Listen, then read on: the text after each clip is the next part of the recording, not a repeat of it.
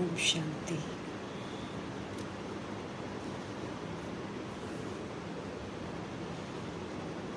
हम आत्माओं का नया जन्म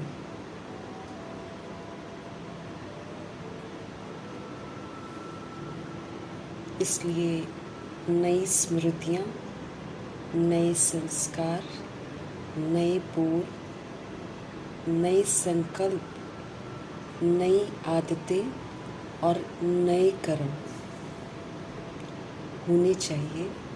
ये बाबा हम आत्माओं को स्मृति दिलाते हैं। इसके लिए कहते हैं कि फुल स्टॉप लगा दो। अगर हमको नया बनना है तो हमको जो कुछ भी दुनिया में हो रहा है उसको फुल स्टॉप लगा देना, तभी हम नए बन सकते हैं और फिर नई दुनिया में जा सकते हैं।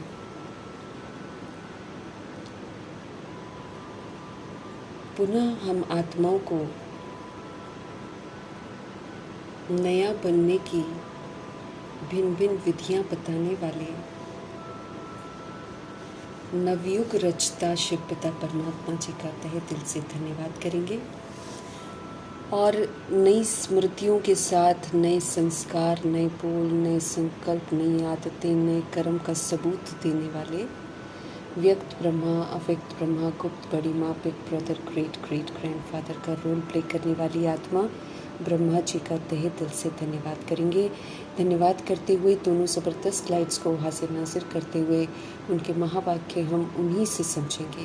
ये समझ पूरे यूनिवर्स में फैले, तत्वों में फैले, प्रकृति में फैले। दिल से दुआ करेंगे मीठे परमात्मा जी की मीठी समझ जो है ये सभी रूहों तक पहुँचे, ये भी दिल से दुआ करेंगे। उन रूहों तक पहुँचे जो इस समय वृद्ध शरीरों में हैं लेकिन निर्भर हैं दूसरों पर। उन आत्माओं का बुद्धि का योग देहधारियों से हटे और परमपिता परमात्मा जी के साथ लग जाए। दिल से हम सब दुआ करेंगे मीठे परमात्मा जी की मीठी स्मृतियाँ जो हैं मुरली के द्वारा वो उन रूहों को मिले जो हम आत्माओं के साथ नकारात्मकता से कनेक्टेड हैं, जो हम आत्माओं के साथ लौकिक में कनेक्टेड हैं। सभी रूहों का बुद्धि का योग हम आत्माओं से हट जाए और परमपिता परमात्मा जी के साथ लग जाए। इसी तरीके से रोज़मर्रा की ज़िंदगी में रोज़ बहुत सारी आत्माएं शरीर छोड़ रही हैं, तो जो इस समय आकारी शरीरों में हैं उन रूहों तक प्रभु जी की समझ पहुँचे, उन रूहों तक प्रभु जी की समझ पहुँचे जो गर्भ जेल में प्रवेश कर गई हैं, उन रूहों तक प्रभु जी की समझ पहुँचे जो हॉस्पिटलों में पीड़ित हैं, घरों में पीड़ित अवस्था में हैं, प्राकृतिक आपदाओं की शिकार हैं, दैहिक हिंसाओं की शिकार हैं, माया के प्रकोप के कारण अलबेली हो गई हैं, तंत्र मंत्र के कारण अलबेली हो गई हैं। वो रूहें जो वाम मार्ग में चली गई हैं, वो रूहें जो वाम मार्ग में जाने की तैयारी कर रही हैं, वो रूहें जो कुमार कुमारियों के शरीरों में हैं, वो रूहें जो छोटे छोटे शरीरों में हैं, सभी रूहों तक प्रभु जी की समझ पहुँचे ताकि सभी प्रभु की छत्र छाया में रहें, पाप कर्म से बच जाएं। ये दिल से हम सब दुआ करेंगे। उन रूहों तक प्रभु जी की समझ पहुँचे जो अपनी संस्था बनाकर बैठे हैं, खुद तो गुमराह हैं, दूसरों को भी गुमराह कर रहे हैं। उन रूहों तक प्रभु जी की समझ पहुँचे जो भिन्न भिन्न सत्ताओं में बटे हुए हैं, भिन्न भिन्न वर्गों में बटे हुए हैं, भिन्न भिन्न मठ पंथों में बटे हुए हैं। सभी रूहों तक प्रभु जी की समझ पहुँचे ताकि सभी रूहें जो हैं जाति, देश, धर्म, नाम, रूप, इन सारे दैहिक जो भान है इससे बाहर आ जाएं और पुनः अपनी ओरिजिनल स्मृतियों में टिक जाएं। उन रूहों तक प्रभु जी की समझ समर्पित करेंगे जो वैश्याएँ बन गई हैं, जो गणिकाएँ बन गई हैं, जो उनसे ऐसे धंधे करवाते हैं, फिर जो किन्नर बन गए हैं, जो कुब्ज़ाएँ हैं, जो अपाहिज हैं और जो जमादार हैं, सभी रूहों तक प्रभु जी की समझ पहुँचे। चंडाल बन गई आत्माओं तक प्रभु जी की समझ पहुँचे। हर रूह जो है सतुगुणी है लेकिन कर्मोवश आत्माएँ भिन्न भिन्न वर्गों में चली गई हैं, ऐसी रूहों तक प्रभु जी की ज़रूर समझ पहुँचे। हर रूह जो है परमपिता परमात्मा की तरफ आकर्षित हो। दिल से हम सब दुआ करेंगे मीठी बाबा की मीठी मुरली की खुशबू उन रूहों तक पहुँचे जो इस समय भूत प्रेत आत्मा बनकर भटक रही हैं, उन रूहों तक पहुँचे जो तंत्र मंत्र रिद्धि सिद्धियाँ कर रही हैं, उन रूहों तक पहुँचे जो तरह तरह की जेल में बंद हैं और कैदी जितने भी हैं, दुखी हैं, परेशान हैं, सभी रूहों तक प्रभु जी की समझ पहुँचे। जो उन कैदियों के साथ व्यवहार करते हैं वो सभी रूहों तक भी प्रभु जी की समझ पहुँचे और सभी का बुद्धि का योग परमात्मा के साथ लगे। जो हिंसात्मक बन गई हैं, जो पत्थर बुद्धि बन गई हैं, जो जानवर से भी बदतर बन गई हैं, जो ह्यूमन फ्लैश, एनिमल फ्लैश खाती हैं, उसका धंधा करती हैं, जो अंग तस्करियाँ कर रही हैं, ऐसी रूहों तक प्रभु जी की समझ पहुँचे। साहूकारों के प्रति प्रभु जी की समझ समर्पित करेंगे जो मिलियनर्स बिलियनर्स हो गए हैं लेकिन अंधाधुंध वो उल्टे काम कर रहे हैं, ऐसी रूहों तक प्रभु जी की समझ पहुँचे। अंडरवर्ल्ड डॉन्स और आतंकवादी फिल्म इंडस्ट्री की रूहें जो सबको भटका रही हैं, दे के अभिमान मिलाकर एक्स्ट्रा मैरिटल अफेयर दिखाकर उल्टे सीधे कर्म करवा रही हैं, ऐसी रूहों में वैराग आ जाए दे अभिमान को लेकर, फिल्म बनने की प्रथा ही समाप्त हो जाए, गंदे कीट बनने की प्रथा ही समाप्त हो जाए, सभी यूथ बच जाए। दिल से हम सब दुआ करेंगे, हर रूह जो है अपने स्वधर्म में लौटे, अपनी पवित्रता के स्वधर्म में लौटे, ये हम सब दिल से दुआ करेंगे। फिर उन रूहों तक प्रभु जी की समझ पहुँचे, उन गाँव तक, उन स्थानों तक, उन अड़ोस पड़ोस तक जहाँ अभी तक पहुँची नहीं है, और अगर पहुँचती भी है तो रूहें सुनने को ही तैयार नहीं है। ऐसे दुआ करते हुए हम अपने लिए भी दुआ करेंगे कि हम आत्मिक स्थिति में स्थित होकर सारी की सारी मुरली मुझे आत्मा के लिए होमवर्क है ऐसा समझकर एक एक बात पर हम गौर करते रहें, और अपने आप को स्व परिवर्तन करके जो विश्व परिवर्तन की जवाबदारी है उसको हम ज़रूर पूरा कर सकें, सज़ाओं से हम बच जाएं। दिल से हम सब दुआ करेंगे। इन्हीं दुआओं के साथ देखेंगे आज हमारे परमपिता परमात्मा हम आत्माओं को किस विधि से नए संस्कार धारण करने की समझ देते हैं। मीठे मीठे बाबा बोले, मीठे बच्चे, कालों का काल शिव बाबा महाकाल, कालों का काल बाबा आया है तुम्हें काल पर जीत प्राप्त कराने। मन मना भव के मंत्र से ही तुम काल पर जीत पाएंगे। मन प्रभु में लगाएंगे तो मृत्यु का जो डर है वो खत्म हो जाए। मन मना भव रहेंगे तो हम सत्कर्म करेंगे, सुकर्म करेंगे। ये जो सत्कर्म और सुकर्म है यही हमको सुख देंगे, इसी से सुख की प्राप्ति होगी। और सत्कर्म सुकर्म यही है कि हमको सबके साथ सतोगुणी व्यवहार करना है, हमको सभी के साथ सतयुगी व्यवहार करना है। ये विधि है सत्कर्म करने की, ये विधि है सभी आत्माओं को संतुष्ट करने की, यही विधि है कर्मातीत बनने की, यही विधि है सारे अपने हिसाब किताब चुकता करने की, और यही विधि है फुल पास होने की। तो मन अगर प्रभु में लगा रहेगा तो मन सही दिशा में चलेगा, और सही दिशा में हम चलेंगे तो राइटियस कर्म करेंगे। इसलिए भिन्न भिन्न युक्तियाँ जो बाबा हमको बताते हैं उसको हमको अपनाना है। मीठे बाबा हम आत्मा को बोल रहे हैं कि ये जो मृत्यु का डर है, इस डर से हमको बाहर निकलना है, क्योंकि 2500 वर्ष की राजधानी में हम स्व इच्छा से अपने शरीर को छोड़ेंगे और स्व इच्छा से लेंगे। तो ये जो संस्कार है मना निर्भयता का, वो हमको यहाँ संगम युग में धारण करना है। इसलिए कालों के काल महाकाल जो सभी रूहों को वापस लेकर जाएंगे, वो कालों के काल बाबा आए हुए हैं। हम आत्माओं को सिखा रहे हैं कि कैसे काल पर जीत प्राप्त करनी है। हमको डर लगता है क्योंकि हम उल्टे काम करते हैं। अगर हम सुलटे करें, अगर हम सभी रूहों के साथ एक जैसा व्यवहार करें, किसी के साथ भी हम फ़र्क न करें, अगर हम रूहानियत का सहयोग सभी को दें, तो हमारा डर सारा ख़त्म हो जाएगा। हमको डर हमारे बुरे कर्मों से लगता है। आज के समय में जब रूहें शरीर छोड़ती हैं या डरती हैं ना, बहुत समय पहले का मौत से तो हर कोई डरता है। इसलिए जब बाबा हमको विनाश की बात बताते तो आधे लोग तो भाग ही जाते हैं कि हम दूर रहें, ये ना ही सुने तो ठीक है। नहीं सुनने से, और मना अगर हम सुन लेते हैं या नहीं सुनते हैं तो भी मौत तो सभी को आनी है। और अभी तो सृष्टि का परिवर्तन होना है, इसलिए करोड़ों की आबादी जो दिखाई दे रही है वो सारी करोड़ों की आबादी के शरीर ख़त्म होने हैं। तो इसलिए डर तो हमको ख़त्म करना है, ताकि हम अंत में भी इतने सारे अगर हम मौजूद हैं सृष्टि रूपी ड्रामा में, तो फिर बहुत सारे शरीरों को मरते हुए देखकर भी हमको डर न लगे, बेखौफ होना है। क्योंकि डर के मरे तो फिर तो त्रेता युग के एंड में आएंगे। हमको काल पर जीत प्राप्त करनी है, डरना नहीं है हमको बिल्कुल भी। और उसके लिए फिर बाबा की श्रीमत पर चलकर जो हमने हिसाब किताब बना रखे हैं उसको विधि पूर्वक सेटल कर लेना है। उसको एक ही विधि है, विधि से सिद्धि है, और वो है कि अपने को आत्मा समझो, सभी को आत्मा समझो। एक दूसरे की विस्मृति का दुख हम समझ पाएंगे, क्योंकि जैसे हम विस्मृत होकर उल्टे काम करते हैं, ऐसे ही दूसरी रूहें भी विस्मृत होकर उल्टे काम करती हैं। तो एक दूसरे के दर्द को हम समझेंगे, और जब हम एक दूसरे के दर्द को समझेंगे तो चूँकि हमको समझ मिली हुई है 7 गुणों की, चूँकि हमको मिली हुई है समझ 36 गुणों की और उससे भी ज़्यादा गुणों की, चूँकि हमको समझ मिली है अष्ट शक्तियों की, तो हम सारी की सारी यूज़ करके सभी रूहों को सहयोग देंगे, क्योंकि रूहें तो विस्तार करेंगी, मेरे को सार में स्थित होना है। रूहें समेट नहीं पाएंगी, समा नहीं पाएंगी, वो अपने आपे से बाहर हो जाएंगी। हमको समाना पड़ेगा, हमको सहन करना पड़ेगा, हमको बुराइयों का सामना करना पड़ेगा, और हमको हर रूह को अच्छाई का सहयोग देना पड़ेगा। ये मुझे आत्मा का कर्तव्य है। तो ये सारा जब हम कर लेते हैं तो सारी रूहें जो है ना हमको बंधन से मुक्त कर देती हैं, और जब हम बंधनों से मुक्त हो जाते हैं हमारा डर खत्म। हमको डर बुरे कर्मों का ही है, बस वही हमको, हमारे गंदे गंदे कर्म ही तो हमको डराएंगे। लेकिन जब हम आत्मिक स्थिति में स्थित होकर अपनी दृष्टि वृत्ति को संपूर्ण पवित्र बनाकर आत्माओं को पवित्रता का जब हम सहयोग देंगे, हमारा डर खत्म होता जाएगा।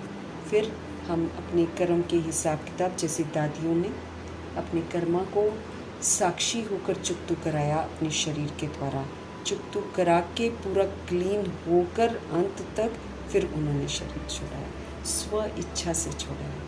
तो हमको भी स्व इच्छा से अपना शरीर छोड़ना है, उसकी तैयारी बाबा हमको करा रहे हैं। तो कालों के काल बाबा आए हुए हैं, ये बुद्धि में रखना है।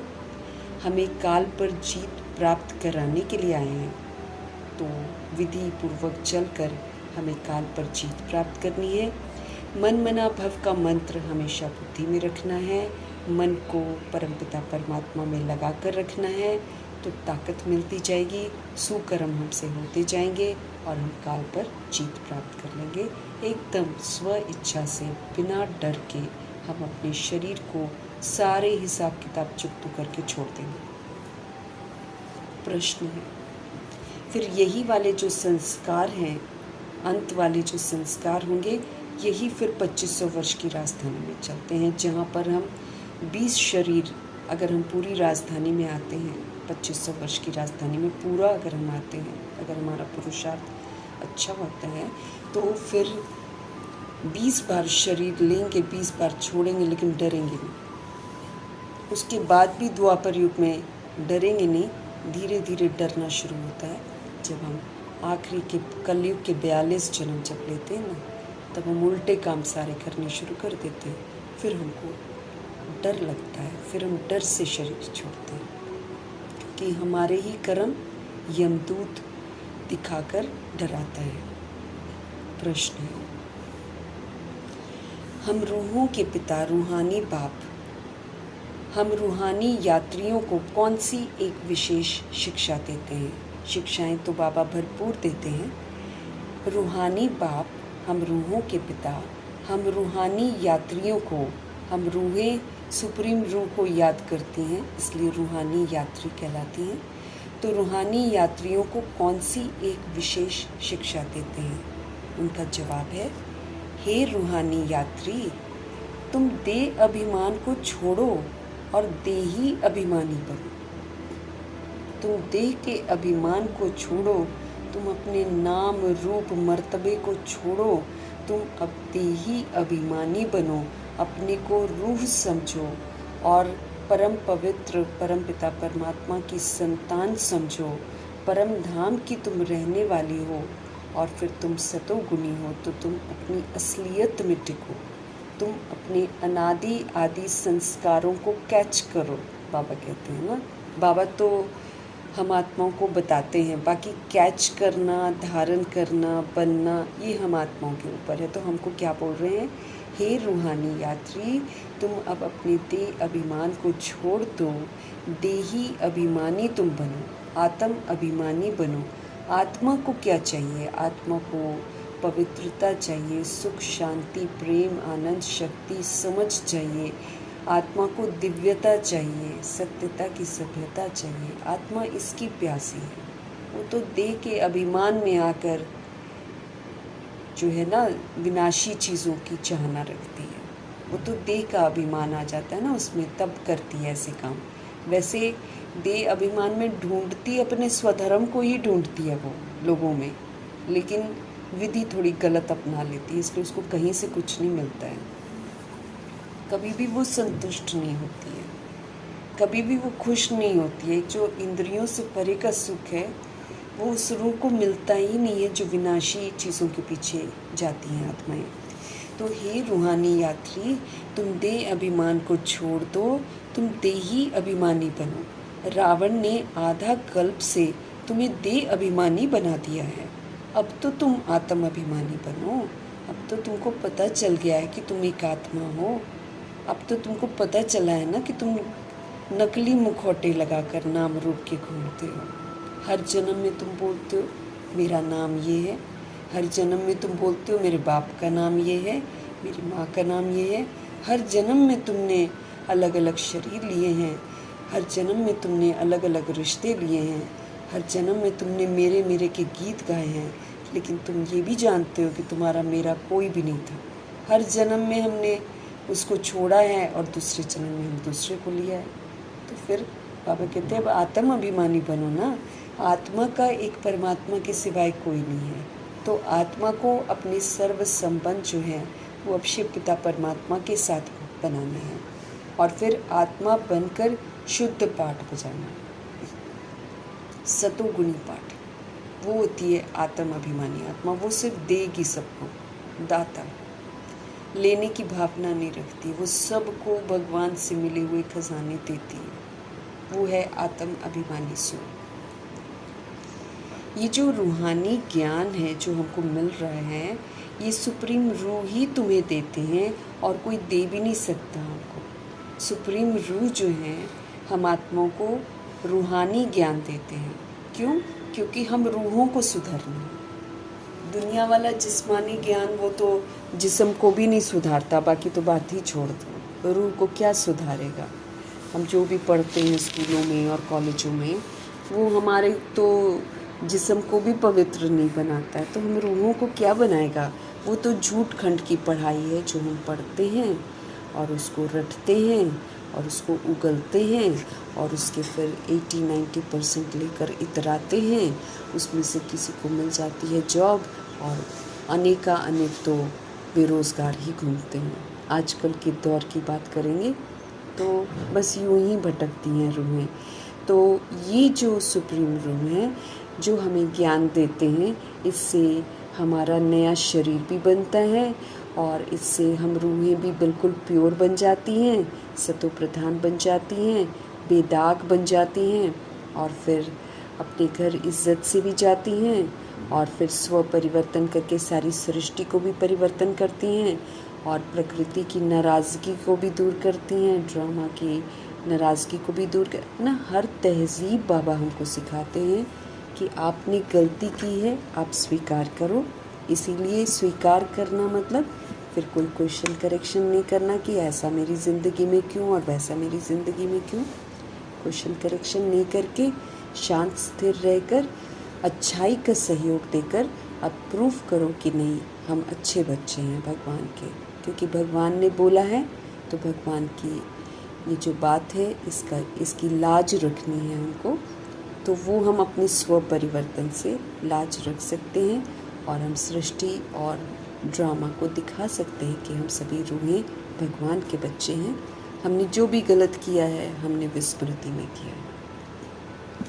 तो बाबा का जो ज्ञान है इससे हमारे में सबसे पहले तो सत्यता आती है, नहीं तो हम तो झूठ की ज़िंदगी जी रहे हैं।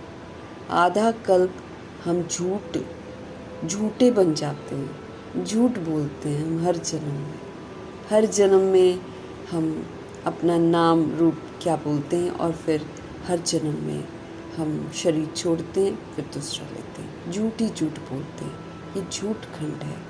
यहाँ पर जितनी भी बातें हैं सारी की सारी झूठी हैं। माया का भभका जो मृग तृष्णा बनकर सबको भटकाता है वो भी झूठा। हमारी जो काया है जिसको लेकर हम इतराते हैं ये भी झूठी, और सारा संसार ही झूठा, क्योंकि सारा संसार अपने को देह समझता है इसलिए झूठा है।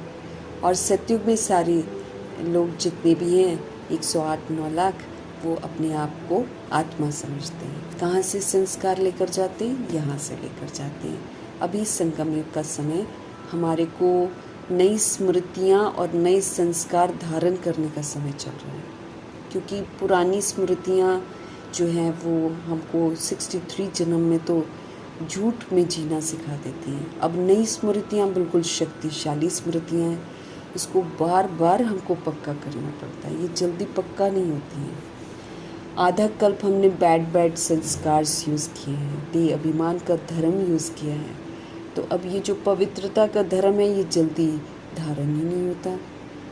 शुभ शुद्ध सकारात्मक ओनली प्योर पॉजिटिव पावरफुल संकल्प करने का हमको फरमान मिला हुआ है, अपने लिए भी और दूसरे के लिए भी, वो भी नहीं होता, लगातार नहीं होता। कभी आत्मा समझते हैं, कभी देह समझते हैं, ये तो चलेगा नहीं। बाबा कहते हैं आधा सच आधा झूठ नहीं चलेगा। बाबा कहते तुम दो नाव में पैर रखोगे तो नहीं चलेगा, यहाँ पर एक ही नाव में पैर रखना है और पूरा का पूरा प्रभु का बनना है। तो इसीलिए सुप्रीम रूह जो हमको ज्ञान देते हैं, ये वाला ज्ञान जो है हम रूहों के लिए है, क्योंकि रूह ही शरीर के द्वारा सब कुछ करती है और रूह को ही सुधरने का फरमान मिला हुआ है। रूह ही सुप्रीम रूह का बच्चा है, तो हम सभी रूहानी यात्री हैं।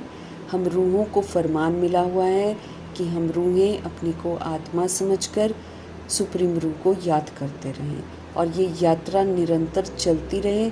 इस यात्रा पर चलते चलते चलते चलते इस विषय वितरणी कलयुग को पार करके मुझे शांति धाम जाना है और मुझे सुख धाम में जाना है। तो इसलिए इस यात्रा से हम कायदे से उतर नहीं सकते, इसी पर रहना है हमेशा।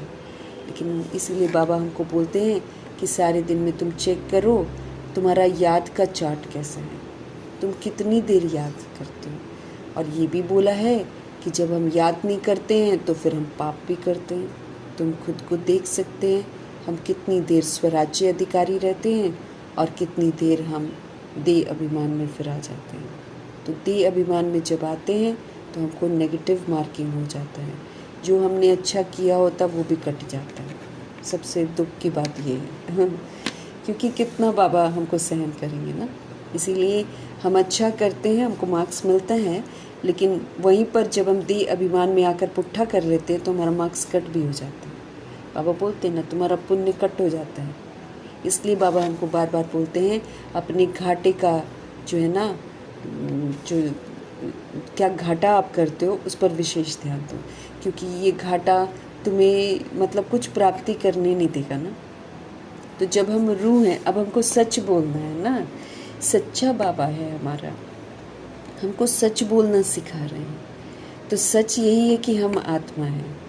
तो ये जो सच्चाई है ना, यही बोलनी है, यही जीनी है मुझे, और इसी को समझकर मुझे कार्य करना है। फिर चाहे हम दफ्तर जाते हो, चाहे हम कहीं स्कूल जाते हो, हमको all the time soul conscious होकर रहना है, ऑल द टाइम। मैं भी रूह, बाकी सारी रूह हैं। तो रूहानी यात्री हैं हम। तुम देह अभिमान को छोड़ दो, बाबा कहते हैं तुम देह ही अभिमानी बनो। रावण ने आधा कल्प से तुमको देह के अभिमानी, देह का अभिमान में लाकर देह अभिमानी बना दिया। इतना घमंड है देह का आत्माओं को। अब बाबा कहते हैं आत्म अभिमानी बनो। देह के अभिमान से भिन्नता आ जाती है, आत्मा के अभिमान से एकता आ जाती है, क्योंकि हम सभी रूह हैं, हम सभी सतगुणी, सब परमपिता परमात्मा के बच्चे। हम्बल हो जाते हैं। देह अभिमान हमको घमंडी बना देता है। तो ये जो रूहानी ज्ञान है, रूहों के प्रति जो ज्ञान है, सुप्रीम रूह ही हम आत्माओं को देते हैं और कोई दे भी नहीं सकता है। गीत है ओम नमः शिवाय, मैं आत्मा शिव को नमन करती हूँ। ओम शांति। बच्चों ने अपने बाप की महिमा सुनी, गाया भी जाता है ऊंच ते ऊंच भगवान है, वो है सभी बच्चों का बाप। बाकी जो भी हैं आपस में सब आत्मा आत्मा, भाई भाई, एक जैसे बिंदी हैं, एक जैसे सतगुणी हैं, इसलिए सब आत्मा भाई भाई। और सबका बाप भी एक है। हम सभी रूहें आत्मा भाई भाई, और हम सभी के father only one God father. आपस में सब ब्रदर्स हैं और सबका बाप भी एक है और वो है शिव बाबा। बाप ने समझाया है, हे बच्चों, भक्ति मार्ग में तुमको दो बाप है, लौकिक बाप और पारलौकिक बाप। एक बॉडी का फादर है और एक आत्मा का फादर है। रचता से रचना को वर्षा मिलता है ना। रचता है प्रभु जी, लेकिन प्रभु जी सुंदर रचना रचते हैं। हम आत्माओं को शूद्र जीवन से अडॉप्ट करके ब्राह्मण बनाते हैं, फिर सुंदर मर्यादाएं बताते हैं जिनके अंदर रहकर हमें पुनः ब्रह्मा कुमार ब्रह्मा कुमारी बनने का सबूत देना है। तो पारलौकिक बाप खूबसूरत रचता है, खूबसूरत दुनिया की रचना करके जब जो लायक बन जाता है उसको फिर जन्नत का गिफ्ट देते हैं। तो बाबा कहते हैं लौकिक बाप और पारलौकिक बाप, रचता से रचना को वर्षा मिलता है। अब हम सभी रूहों को, हम सभी रूहें रचना है प्रभु जी के, हमको रचता से वर्षा मिलता है। वो दुनिया वाला वो तो हद का वर्षा है, ये बेहद का वर्षा है, अनलिमिटेड है ये वर्षा। वो है हद का वर्षा, ये है बेहद का वर्षा। तो बेहद का बाप तो एक ही है जिससे बेहद का वर्षा मिलता है। ओनली वन गॉड फादर, जिनसे बेहद का वर्षा हमको मिलता है। बेहद का बाप तो एक ही है ना, जिससे बेहद का वर्षा मिलता है। वो है निराकार, उसका नाम है परमपिता परमात्मा शिव। भगवान को अपना परिचय बार बार देना पड़ता है, क्योंकि बाबा जो है जैसा है वैसा आत्माएं समझती नहीं है, इसलिए पुरुषार्थ नहीं करती हैं। तो भिन्न भिन्न विधियों से बाबा को आकर अपना परिचय देना ही पड़ता है। और वैसे भी ये ऐसा स्कूल है, ये एक ऐसी यूनिवर्सिटी है जहाँ भूली भटकी आत्माएं कभी भी आती हैं। मॉर्निंग में एडमिशन, दोपहर में एडमिशन, रात को एडमिशन, किसी समय भी हो सकता है। तो फिर हम सभी रूहें जो हैं ना, निराकार परमपिता परमात्मा शिव के बच्चे, तो इतनी सारी रूहें जो एडमिशन लेती हैं बाबा के घर में, तो बहुत सारी तो नहीं होती हैं। इसलिए ये सुप्रीम टीचर जो हमारे हैं, ये मुरली चलाते ही ऐसे हैं जिससे कि जो नया आए वो भी समझे और जो पुराना है वो इस पाठ को पक्का कर ले। इस तरह हमारे में सीखने का वो गुण होना चाहिए, है ना। सीखना हमको ज़रूर है ना। जैसे गुरु गोविंद सिंह जी बोलते थे गुरु सिख, है ना।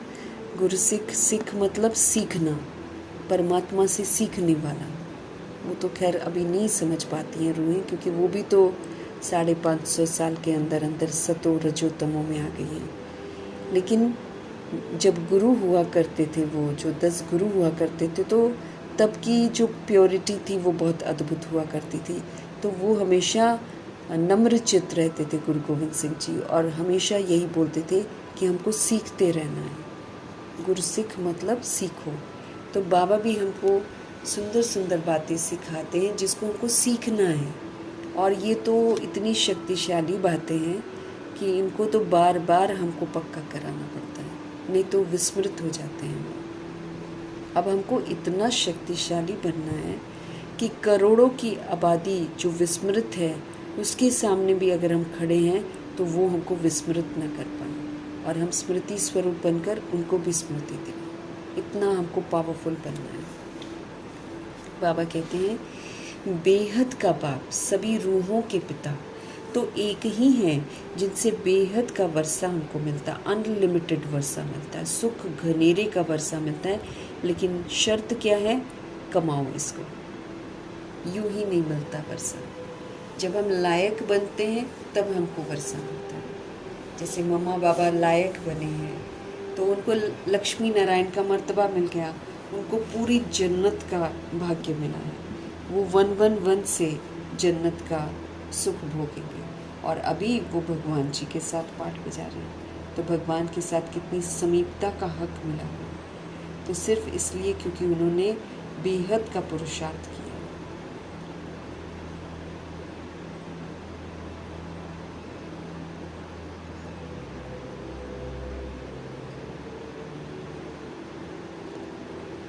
तो बाबा कहते हैं रचता से रचना को वर्षा मिलता है। दुनिया में तो हद का वर्षा मिलता है, घर दे देंगे, कुछ पैसा दे देंगे, वो तो हद का है, विनाशी है। उसने उसको दिया, उसका भी विनाश हो जाएगा, उसने उसको दिया, उसका भी विनाश हो जाएगा, है ना। तो फिर ये तो बाबा बोलते हैं हद का वर्षा दुनिया का है, लेकिन बाबा हमको बेहद का वर्षा देते हैं। उनके वर्षे में किसी भी चीज़ की कमी नहीं होती है। बेहद का बाप तो एक ही है जिनसे बेहद का वर्षा मिलता है, ये है निराकार, और उनका नाम है, वो है निराकार शिव बाबा, और उनका नाम है परमपिता परमात्मा शिव। वो सदा ही कल्याणकारी है, कोई कुछ भी करे भगवान सदा कल्याण करते हैं। कहते भी हैं शिव परमात्माए नमः, वो है ऊंच ते ऊंच। तुम्हारी बुद्धि चली जाती है निराकार बाप की तरफ। वो रहते हैं कहाँ? परम धाम में, जहाँ से तुम रूहें आती हो। बाप भी वहाँ ही रहते हैं, वो है ही सभी के सदगति दाता। सदगति क्या होता है? स्वर्ग। उसमें भी भारत परम पिता परमात्मा का बर्थ प्लेस है। भगवान जी भारत में आते हैं। उस रूहानी बाप को ही ज्ञान का सागर कहते हैं, पतित पावन भी कहते हैं, लिबरेटर भी कहते हैं, गाइड भी कहते हैं। उस रूहानी बाप को ही ज्ञान का सागर, उनको ही पतित पावन, उनको ही लिबरेटर, उनको ही गाइड कहा जाता है। वही दुख हरता है, वही सुख करता है। वो पतितों को पावन बनाते हैं, वो हम आत्माओं को ज्ञान से संपन्न बनाते हैं, वो हमें मुक्ति, जीवन मुक्ति देते हैं, वो हमको सही रास्ता दिखाते हैं, वो हमारे दुख हरते हैं, वो हमें सुख देते हैं।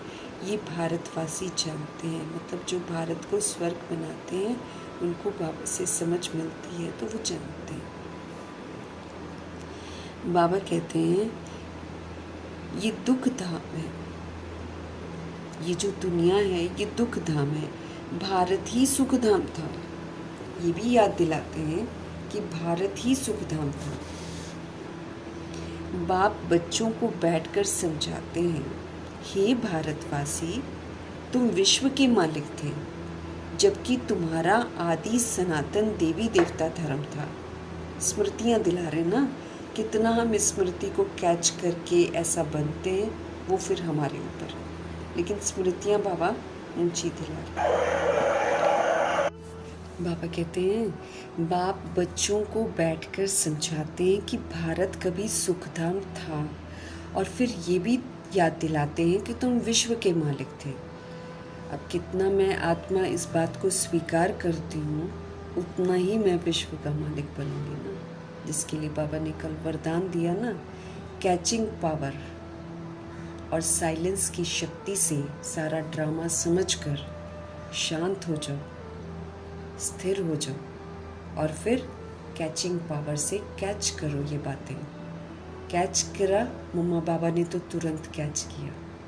जब उनको बोला कि आप लक्ष्मी हो और उनको बोला कि आप कृष्ण हो, बस दोनों ने इस बात को स्वीकार कर लिया। मम्मा ने लक्ष्मी बनकर पाठ बजाया और इन्होंने कृष्ण और नारायण बनकर पाठ बजाया। मतलब लक्ष्मी की सारी विशेषताएं धारण की, उन्होंने नारायण जी की सारी विशेषताएं धारण कर ली। ऐसे हमको भी करना है।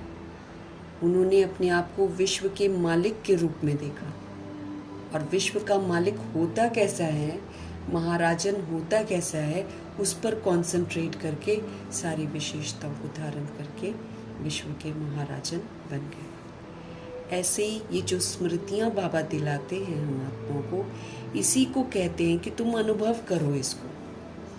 और हम अनुभव तब कर सकते हैं जब हम इस टाइटल को स्वीकार करें और फिर देखें कि विश्व का मालिक होता कैसे है, फिर वो सारी विशेषताओं को हम धारण करें।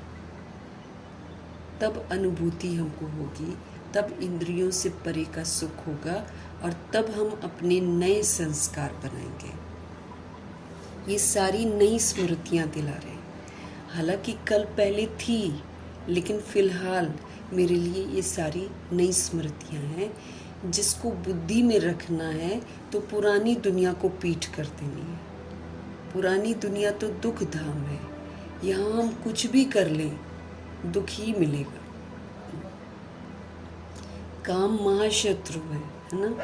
तो काम विकार में काम महाशत्रु है, तो विकारी हथियाला लोग कितनी खुशी से बांधते हैं, कितना जश्न मनाते हैं, कितना दहेज देते हैं, कितना सब कुछ करते हैं। मिलता क्या है? वो तो ये सोचते हैं ना कि बच्चे सुखी रहेंगे, लेकिन उनको ये पता ही नहीं है कि वो बच्चों को दुख की दुनिया में भेज रहे हैं। ये तो भगवान जी अब समझते थे। समाज थोड़ी सा मतलब देखते भी हैं कि दुखी होते हैं, लेकिन फिर भी समझते हैं कि ये शुभ कार्य है, उसके लिए शुभ कार्य लिखते हैं। और भगवान के अनुसार सबसे अशुभ कार्य विकारी हथियाला बांधना है, सबसे ज़्यादा अशुभ। यहाँ से दुखों की शुरुआत होती है। सबको दुख मिलते हैं, कोई मरता है, कोई सुसाइड करता है, खुश नहीं रहते हैं, बाद में क्या क्या करते हैं, क्या होता है? दुख की प्राप्ति हो रही है ना। तो ये जो दुख धाम है, इसमें हम कुछ भी कर लें हमको दुख की प्राप्ति होनी है। इसके पीछे भागने से हमको दुख ही मिले, है ना। क्योंकि अगर हम इसके पीछे भाग रहे हैं और तो फिर हम सुखधाम के लिए तो पुरुषार्थ कर ही नहीं रहे हैं, है ना। तो जब हम सुखधाम के लिए पुरुषार्थ नहीं कर रहे हैं जैसे कि बाबा चाह रहे हैं, तो दुखधाम तो खत्म हो जाएगा। तो जब ये खत्म होगा तो दुख होगा ना कि हम तो इसी के पीछे भागते रह गए, हमने ये तो किया ही नहीं। पश्चाताप होगा ना। अभी हमको क्या होमवर्क मिला है कि हम पाप आत्मा हैं, अब हमको क्या करना है? पुण्य आत्मा बनना है। हमको क्या समझ मिली है कि हम बिगड़े हैं तो जग बिगड़ा है, तो मेरे को होमवर्क क्या मिला है? सुधरो और सुधारो, है ना। विस्मृत हुए, सारी दुनिया विस्मृत हुई। अब बाबा कहते स्मृति स्वरूप बनो, तो वो भी स्मृति स्वरूप होमवर्क मिला हुआ है ना। फिर बाबा कहते हैं ये तो चली जाएगी पुरानी दुनिया, नई दुनिया जो आ रही है उसका वर्षा प्राप्त करो। बैठे बिठाए तो मुझे वर्षा मिलेगा नहीं। जब हम सतोगुणी और सतयुगी विशेषताओं का सबूत देंगे बहुत काल तक, तब तो मेरे को मिलेगा ना वर्षा। तो इस बात पर बाबा हमारा ध्यान बार बार खिंचवाते हैं। तो ये स्मृति मेरे को नई स्मृति दिलाई जा रही है कि तुम विश्व के मालिक थे, जबकि तुम्हारा आदि सनातन देवी देवता धर्म था। अब वाला धर्म नहीं है हिंदू मुस्लिम सिख ईसाई। बाबा कहते तुम्हारा कौन सा धर्म था? आदि सनातन देवी देवता धर्म था। देवी देवता धर्म श्रेष्ठ थे, कर्म श्रेष्ठ थे, उनका पवित्रता का धर्म था, उनके कर्म बड़े श्रेष्ठ थे, पवित्र कर्म थे। अब धर्म भ्रष्ट हो गए, कर्म भ्रष्ट हो गए, क्योंकि पवित्रता का धर्म खंडित हुआ, आत्माएं अपवित्र बनी, तो भ्रष्ट हो गया धर्म, जिसके कारण सारे कर्म भी भ्रष्ट हो गए। अपने को पावन देवता तो कहला ही नहीं सकते हैं। कलयुग अंत तक भक्ति मार्ग चलता है, इसमें ज्ञान होता ही नहीं है। ज्ञान से होती है सद्गति। अब हमको समझ मिलती है, ज्ञान हमको समझ देता है। अब जब हम समझ से पाठ बजाते हैं तो हमारी सद्गति हो जाती है। अगर हम बेसमझी करते हैं तो फिर दुर्गति हो जाती है। समझ से पाठ बजाना है, एक बाप को याद करना है और अपने को आत्मा समझना है। ये वाला समझ का पाठ है। बाकी झूठ था, बॉडी झूठ है, बॉडी का विस्तार झूठ है। बॉडी खत्म, बॉडी का विस्तार खत्म, बॉडी की जाति खत्म, बॉडी का धर्म खत्म, बॉडी का नाम खत्म, बॉडी का रूप खत्म, सब खत्म। बॉडी के रिश्ते खत्म, जो मर गया उसके लिए सारे रिश्ते खत्म। यही रियलिटी है ना। लेकिन रूह जो गई है उसका साथी कौन? सुखी हूँ। उसको कोई देख नहीं सकता, उसके दर्द को कोई समझ नहीं सकता। उसके दर्द को तो शिव पिता परमात्मा ही समझते हैं। तो ये जो समझ मुझे मिल रही है, इस समझ के अनुसार मुझे अब जागृत रहना है और हमेशा आत्मा और परमात्मा की स्मृति में रहकर पाठ बजाना। भक्ति में कोई ज्ञान नहीं है, बाबा कहते हैं। कोई कर रहा है बस उसको देखकर वो भी कर रहा है, उसको देखकर वो भी कर रहा है, उसको देखकर वो भी किसकी कर रहे हैं कुछ पता नहीं है। क्यों शिवलिंग पर जल डाल रहे हैं, नहीं मालूम। कृष्ण काला क्यों है, नहीं मालूम। देवी क्या है, क्यों देवी है, क्या हुआ, क्यों इनकी पूजा हो रही है, नहीं मालूम। सारा कुछ तो बाबा आकर बताते हैं। बाकी हम तो फिर अंधे ही हो गए थे ना समझ से, तो हम वही करते थे जो लोग करते थे। अब हमको समझ में गई, तो अब समझ से पाठ बजाना। अभी भी भक्ति करेंगे तो फिर देख लो, फिर तो हम दो नाव पे पैर रख रहे हैं, है ना। एक शिव बाबा हमारा बाप, वही शिक्षक, वही सदगुरु। अगर हम किसी और को बाप मानते हैं, किसी और को टीचर मानते हैं, किसी और को गुरु मानते हैं, तो फिर वही दो नाव में पैर रख रहे हैं। इधर जो नाव है बाप टीचर और सदगुरु, बाप टीचर और गुरु की, जो अज्ञानता वाली बॉडी वाली है, ये तो खत्म हो जाएगा। वो तो सही रास्ता दिखा नहीं सकते हैं। लेकिन इधर जो है सुप्रीम रूल, जो हमारे सच्चे बाप हैं, शिक्षक हैं, इनसे ये बिल्कुल स्वीकार ही नहीं करेंगे ना हमको। तो दो नाव में पैर रखने वालों को स्वीकार नहीं करते हैं। वो फिर बाबा कहते हैं अपने लिए खुद जिम्मेवार होते हैं। जो भी होगा उनके साथ, वो उनके कर्मा के अनुसार होगा। तो हम धर्म भ्रष्ट कर्म भ्रष्ट बन गए थे, अपवित्र बनकर। फिर कर्म भी हमारे दैहिक हो गए थे। किसी के साथ कैसा, किसी के साथ कैसा, किसी के साथ कैसा व्यवहार करते थे हम। तो हो गया ना हमारा कर्म भ्रष्ट। अब हमको फिर से पवित्र बनना है और फिर से कर्म श्रेष्ठ करने हैं। श्रेष्ठ कर्म मीन्स सारे सत्कर्म, सुकर्म, सबको सुख देने वाले, जिसमें विकार का नाम निशान हो। बाबा कहते हैं अपने को कोई पावन देवता कहला ही नहीं सकता है। कलयुग अंत तक भक्ति मार्ग चलता है, इसमें तो कोई ज्ञान होता ही नहीं है। ज्ञान से सद्गति होती है, अज्ञानता से हमारी दुर्गति हो जाती है। अब जैसे जैसे समझ मिलती है, तो अब समझ का पाठ बजाना है। बाबा कहते हैं कहीं भी रहते, घर में रहते, बाहर जाते, हमको अपने आप को रूह समझना है और सबको रूह समझना है, और स्मृति में रहे कि मुझे स्व परिवर्तन करके विश्व परिवर्तन करना है। इसलिए चाहे कुछ भी हो जाए, चाहे कोई कुछ भी करे, मुझे सबके साथ सतगुणी और सतयुगी व्यवहार करना है। ये स्मृति में बरकरार रहे। मैं एक रूह से मिल रही हूँ, मैं अपने एक कार्मिक अकाउंट से मिल रही हूँ। ये मेरी बुद्धि में सदा इमर्ज रहे कि और मुझे कार्मिक अकाउंट नहीं बनाना। पहले का बना हुआ है, हम मिल रहे हैं, अब और नया नहीं बनाना मुझे। ये स्मृति हमको पक्की रहे। और नया और कैसे नहीं बनेगा, जब हम मौन रहेंगे, जब हम सतगुणी सत्य की बात बजाएंगे, उसके पाठ के प्रभाव से मुक्त, इधर से साक्षी दृष्टा होकर सतगुणी सत्य की व्यवहार करेंगे। अपने को बाबा कहते पावन देवता कोई कहला नहीं सकता। सर्व का सदगति दाता बाप जब तक नहीं आते हैं, तब तक सदगति किसी की हो ही नहीं सकती है। बाप कहते हैं मैं कल्प के संगम युग पर आता हूँ। 5000 का कल्प है, उस 5000 के कल्प में आखिरी जो 100 वर्ष होते हैं कलयुग में, उसमें शिव पिता परमात्मा आते हैं। इस समय है ही सारी पतित दुनिया, सब विस्मृत है और सब पतित है। पावन एक भी नहीं है। जो पावन होगा वो बॉडी छोड़ देगा। बाबा के बच्चे जो पावन बन जाएंगे वो बॉडी छोड़ देंगे। बाकी हम लोग जब तक बॉडी में हैं तो हम लोग पतित हैं, है ना। हमको पतित पने को खत्म करना है। पावन एक भी नहीं है। बल सन्यासी जो हैं वो पवित्र बनते हैं, ब्रह्मचर्य में रहते हैं, परंतु फिर उनको पुनर्जन्म तो यहाँ ही लेना है, क्योंकि घर बार तो छोड़ देते हैं ये कहकर कि स्त्री जो है वो नरक का द्वार है, और बाहर जाकर गृहस्थियों से फिर खाना खाते हैं, क्योंकि कमाते तो हैं नहीं। अब क्या करेंगे, भिक्षा पर डिपेंडेंट है। अब पहले तो जंगलों में खा लेते थे जो भी पेड़ों पर लगा होता था, अब क्या खाएं, शहरों में रहते हैं, पैसा कमाते हैं, तो फिर इसलिए गृहस्थियों के हाथों का खा लेते हैं।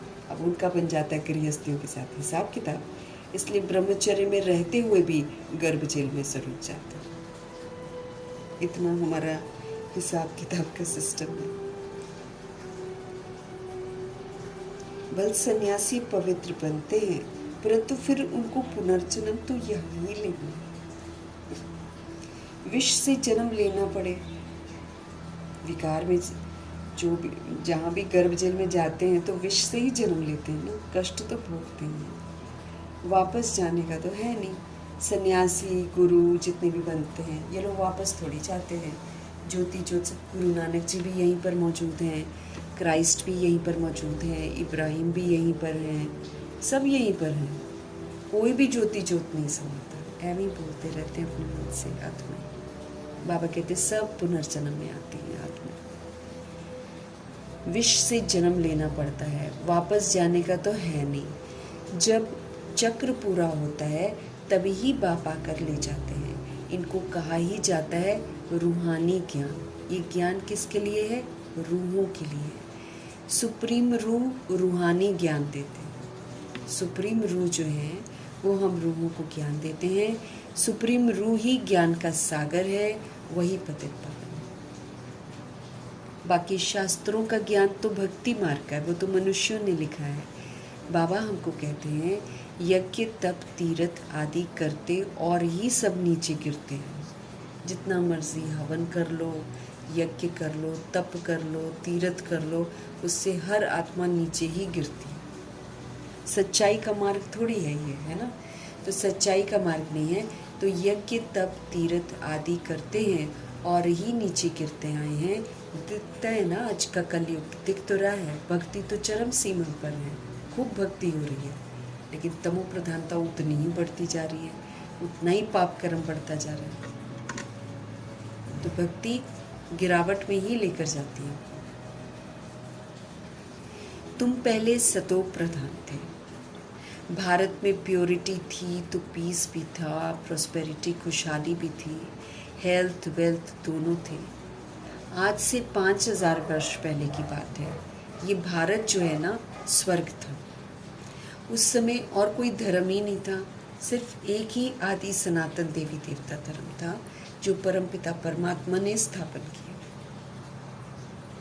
स्वर्ग की स्थापना तो वही करेंगे ना, मनुष्य तो कर नहीं सकते हैं। ऐसे तो नहीं कहेंगे कि श्री कृष्ण रचता है, नहीं, रचता मूली निराकार शिव पिता परमात्मा और उनकी अद्भुत रचना है।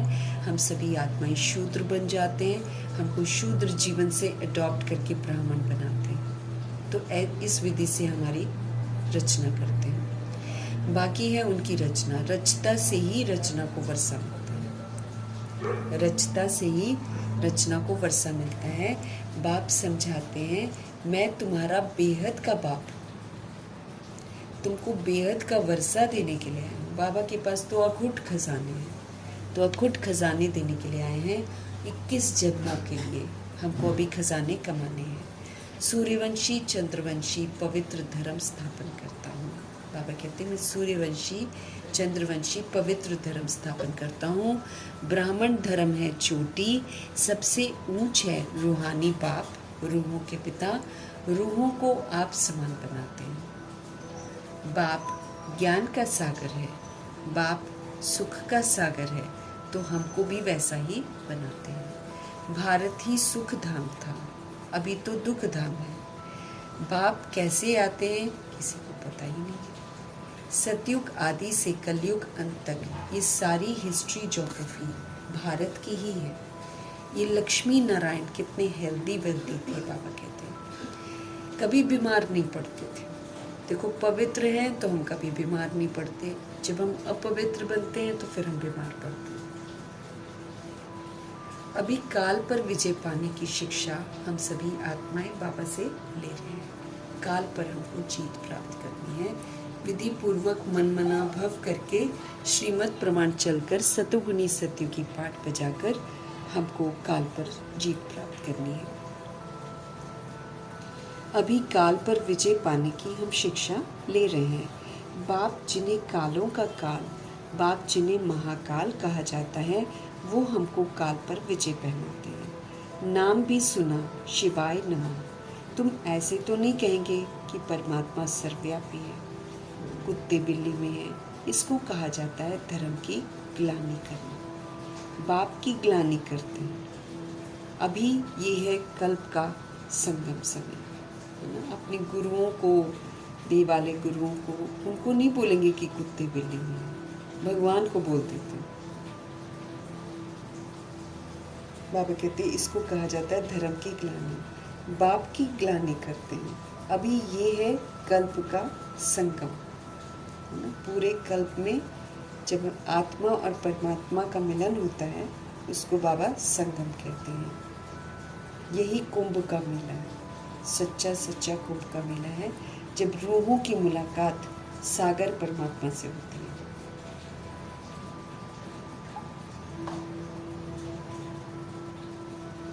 इस समय ही विनाश काले विपरीत बुद्धि कहा जाता है। बहुत सारी रूहें जो हैं इस समय विनाश काल चल रहा है ना। लेकिन बाबा कहते हैं बहुत सारी रूहें जो हैं विपरीत बुद्धि हो जाती हैं। विनाश काल देखकर जैसे दादियाँ पुरुषार्थ करती हैं वैसे बात वाले बच्चे नहीं कर पाते हैं ना। क्यों? विनाश काल में जिसकी प्रीत नहीं है परम पिता परमात्मा से, तो वो सोल्स क्या कहलाती हैं? विपरीत बुद्धि।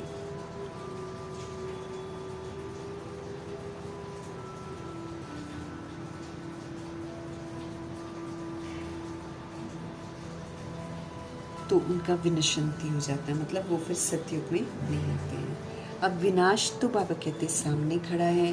गीता में भी लिखा है यादव कौरव पांडव क्या करत है। पांडव तो हो गए प्रीत बुद्धि बाबा के साथ, कौरव विपरीत बुद्धि हो गए, और यादव जो है वो साइंस कमेंटी हो गए। उनको अपने साइंस का कमेंट है। सर्वशास्त्रमयी शिरोमणि श्रीमद् भगवद गीता है। सर्व शास्त्रमयी शिरोमणि श्रीमद् भगवद गीता है।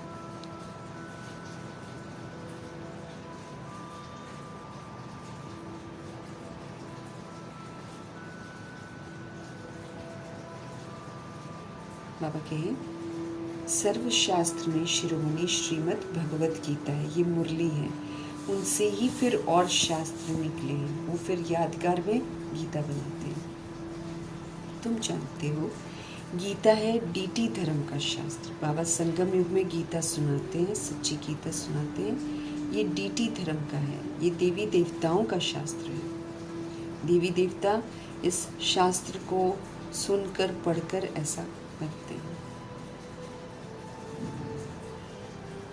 बाबा कहते हैं उनसे ही फिर और शास्त्र निकले हैं। तुम जानते हो गीता है डीटी धर्म का शास्त्र। बाप कहते हैं मैं आता हूँ, क्या करता हूँ? मैं तुमको शूद्र से ब्राह्मण बनाता हूँ। हम सभी अछूत हो जाते हैं क्योंकि हम बॉडी कॉन्शियस में आकर काम क्रोध लोभ मोह अहंकार के शिकार हो जाते हैं। तो अब बाबा हमको वो वाली लाइफ से, वो जो जीवन स्टाइल था हमारा, वहाँ से निकाल कर हमको ब्राह्मण बनाते हैं। फिर नई मर्यादाएं, नए संस्कार धारण करने सिखाते हैं। तो शूद्र से ब्राह्मण बनाता हूँ और फिर शूद्रपना खत्म करते हैं।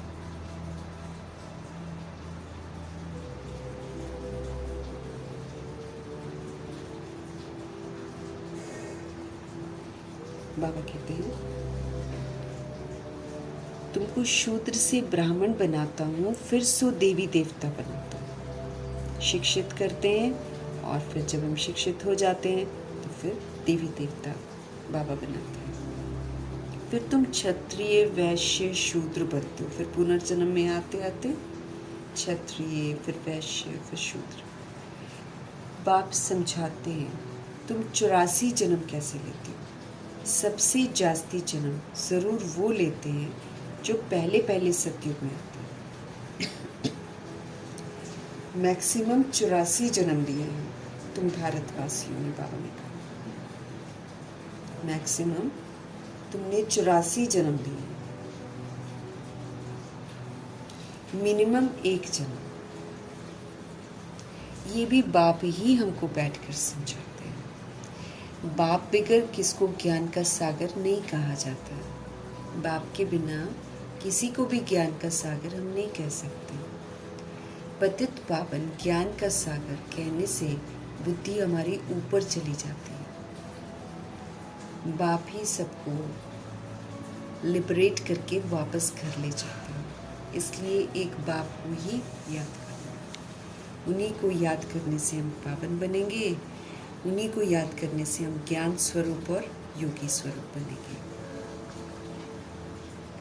सर्व का सद्गति, जितना जितना हम श्रीमत पर चलते जाएंगे उतना उतना हम लिबरेट होते जाएंगे। श्रीमत पर चलते जाओ, हमको पता भी नहीं चलेगा हम लोग कहाँ कहाँ से, जैसे बाबा लिबरेट हमको करते हैं तो कितने सारे बंधनों में हम बंधे हुए हैं। हर जगह से बाबा हमको मुक्त करते हैं।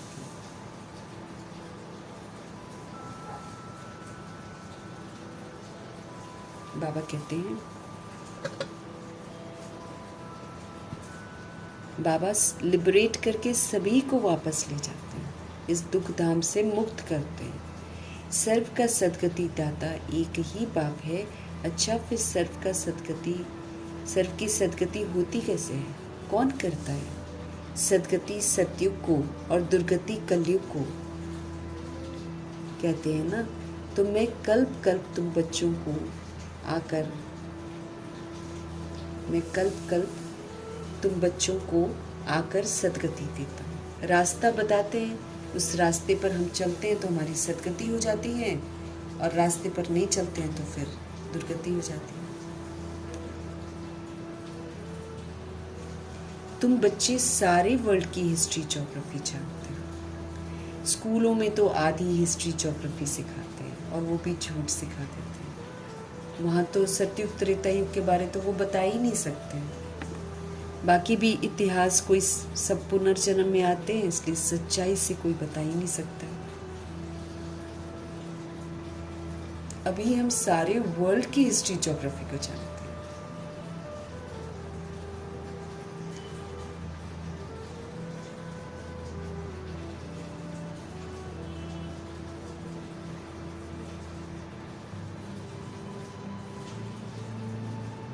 बाबा कहते हैं, स्कूलों में तो आधी हिस्ट्री ज्योग्राफी सिखाते हैं। सतयुग त्रेता में कौन राज्य करते थे किसी को पता ही नहीं है। चित्र तो बरोबर है कि ये लक्ष्मी नारायण राज्य करते थे। कितना समय वो राजधानी चली तुम बता सकते हो? क्रिश्चियन डिनेस्टी 2000 वर्ष चली, बौद्ध डिनेस्टी इतना समय चली, इस्लामी इतना समय चले, उनके आगे फिर चंद्रवंशी।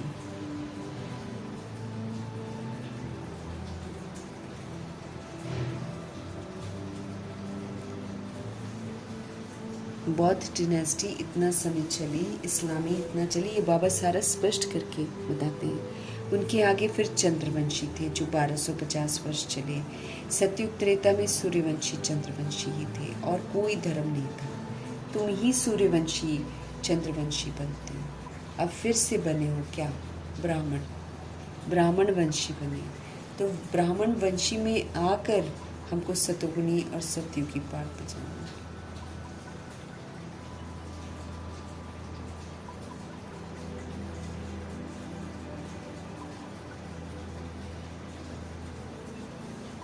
अब फिर से बने हो ब्राह्मण वंशी, और ब्राह्मण वंशी में रहते हुए हमको कैसा बनना है? सूर्यवंशी। ये सारा नाटक जो है ना भारत पर ही बना हुआ है। भारत ही हेल और हेवन बनता है।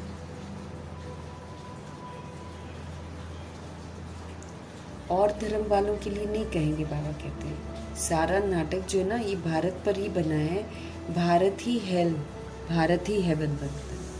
और धर्म वालों के लिए नहीं कहेंगे, वो तो हेवन में होते ही नहीं है। बाबा कहते हैं हेवन तो इसी तरह पर होता है, तो वो बाबा कहते हैं और कोई धर्म वाले हेवन में आते ही नहीं है। कोई मरता है फटाफट लोग कह देते हैं कि स्वर्गवासी हुआ, लेकिन बाबा कहते हैं परंतु समझते ही नहीं है कि स्वर्गवासी बनने के लिए तो क्वालिफाई करना पड़ता है। स्वर्गवासी उन्हें कहते हैं जो स्वर्ग में रहते हैं। वो सोचते हैं कि मर गया तो स्वर्गवासी हो गया।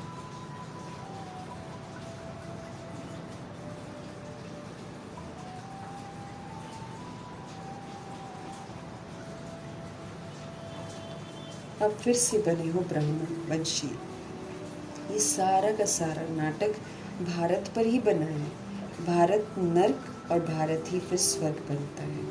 और धर्म वालों के लिए ये नहीं कहेंगे, वो तो हेवन में होते ही नहीं है। कोई मरता है तो कहते हैं स्वर्गवासी हुआ, परंतु समझते थोड़ी हैं नरकवासियों को तो नरक में ही जन्म लेना पड़ेगा ना, स्वर्गवासी स्वर्ग में ही पुनर्जन्म लेंगे। अगर हम अभी शरीर छोड़ते हैं तो नरक में ही जन्म लेंगे ना।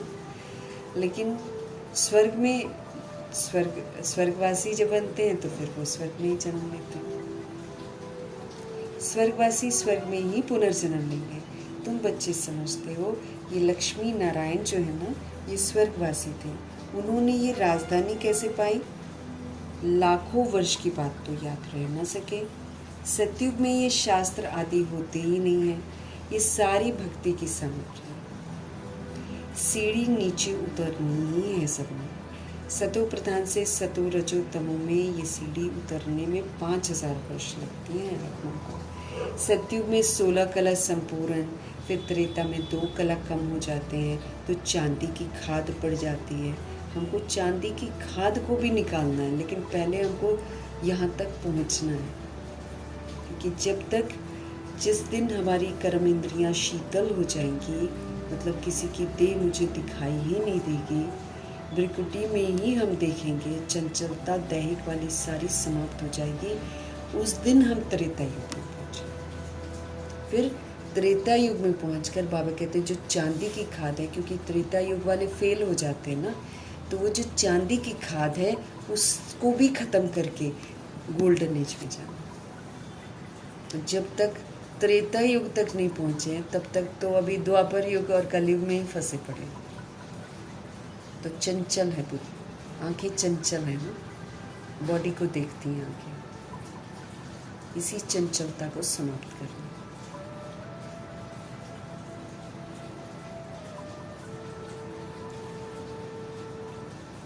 सतयुग में 16 कला संपूर्ण, एकदम बेदाग, फ्लॉलेस। त्रेता में 2 कला कम। तो बाबा कहते आत्मा के अंदर ना चांदी की खाद पड़ी है। कॉपर एज में आए तो कॉपर की खाद पड़ गई। इस समय तो बिल्कुल ही तमो प्रधान हो गई है आत्मा। आत्मा के अंदर ही खाद पड़ती है। तुम ही पूरे 84 जन्म लेते हो। ये रूहानी बाप शिव बाबा आकर रूहानी बच्चों को समझाते हैं। तुमको अब आत्म अभिमानी बनना है। रावण की प्रवेशता होने से सब के सब देह अभिमानी बन जाते हैं, अपने को शरीर समझते हैं। बाबा कहते हैं अब आप अपने को आत्मा समझो। हम ही 84 जन्म लेकर भिन्न भिन्न पाठ बजाते हैं। हमने ही 84 जन्म लिए। अब 84 का चक्र पूरा हुआ। ये भी कैच करना है कि अगर हमने 84 जन्म लिए तो फिर वैसा सतो प्रधान सूर्यवंशी पुरुषार्थ चलेगा। कितना कैच करते हैं उसके अनुसार हम ही 84 जन्म लेकर भिन्न भिन्न पाठ बजाते आए हैं। अब 84 का चक्र पूरा हुआ। अब तो शरीर भी सबके जड़ी भूत हो गए,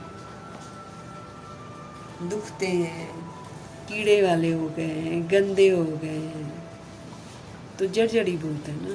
ऐसे थोड़ी शरीर थे आत्मा के। आत्मा का शरीर तो कंचन था, सतयुगी था। अब तो बेकार सा शरीर है, टेढ़ा बांग का शरीर है। इसको तो परफेक्ट बनाने के लिए लोग क्या क्या करते हैं, इसको श्रृंगारना पड़ता है। और जो सतयुगी शरीर होता है ना, उसको श्रृंगारने की ज़रूरत नहीं होती, इतना खूबसूरत होता है। ना कोई इंजेक्शन लगेगा, ना कोई दवाई खानी पड़ेगी। लेकिन फिर वो शरीर कमाना है। वो कैसे कमाएंगे? जब हम यहाँ पर आत्म अभिमानी होकर पाठ बजाएंगे।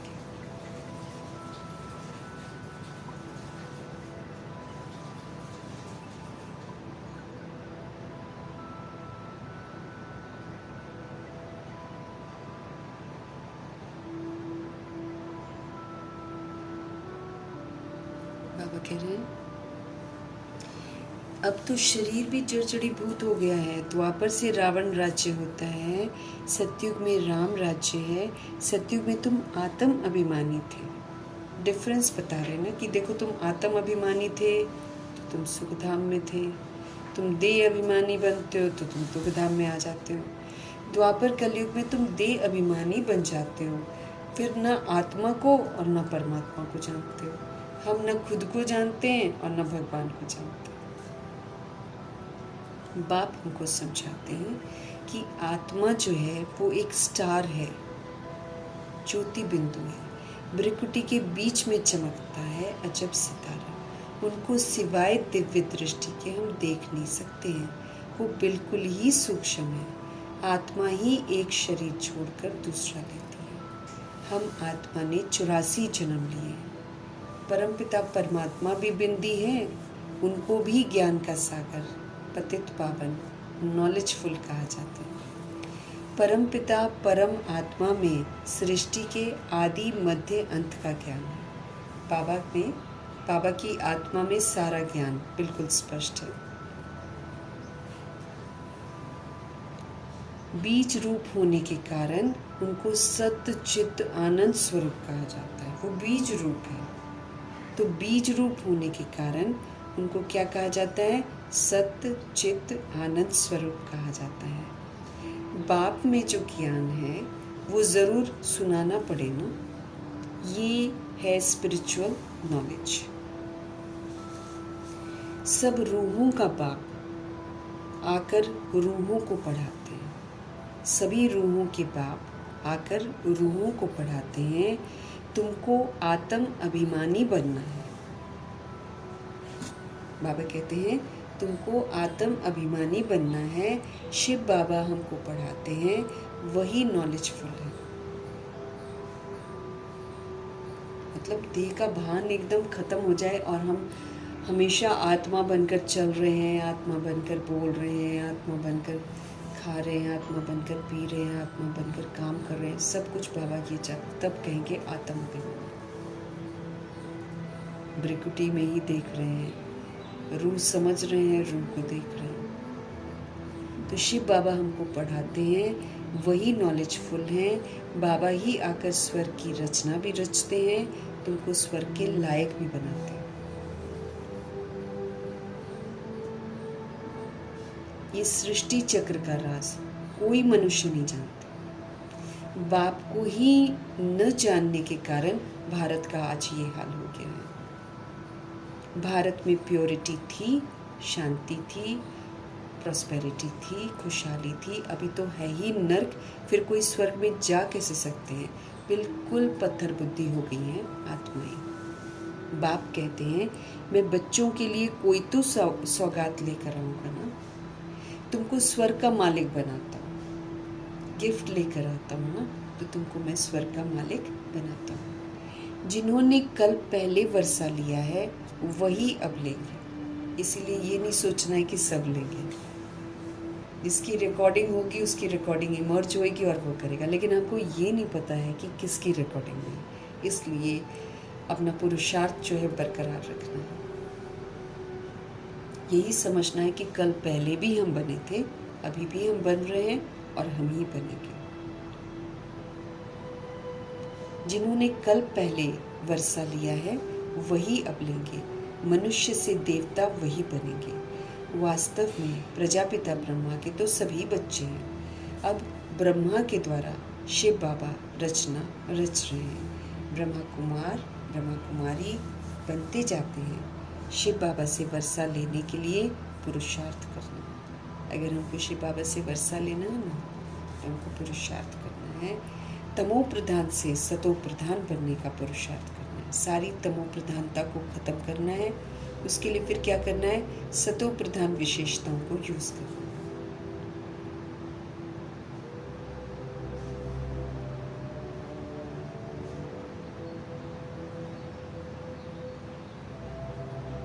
बाबा कहते हैं तुमको तमो प्रधान से सतो प्रधान बनना है। बाप कहते हैं बच्चों मुझे याद करो तो तुम्हारे सारे पाप खत्म हो।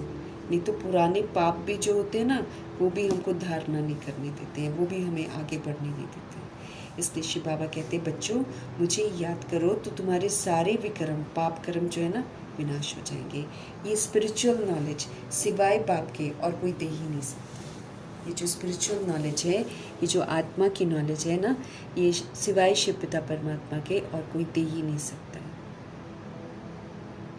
रूहानी बाप ही रूहों को नॉलेज देते हैं। तुम रूहानी यात्रा करते हो, दे अभिमान को छोड़ तुम देही अभिमानी बनते हो। आत्मा अविनाशी है, मरती नहीं है, आत्मा में ही पाठ भरा हुआ है।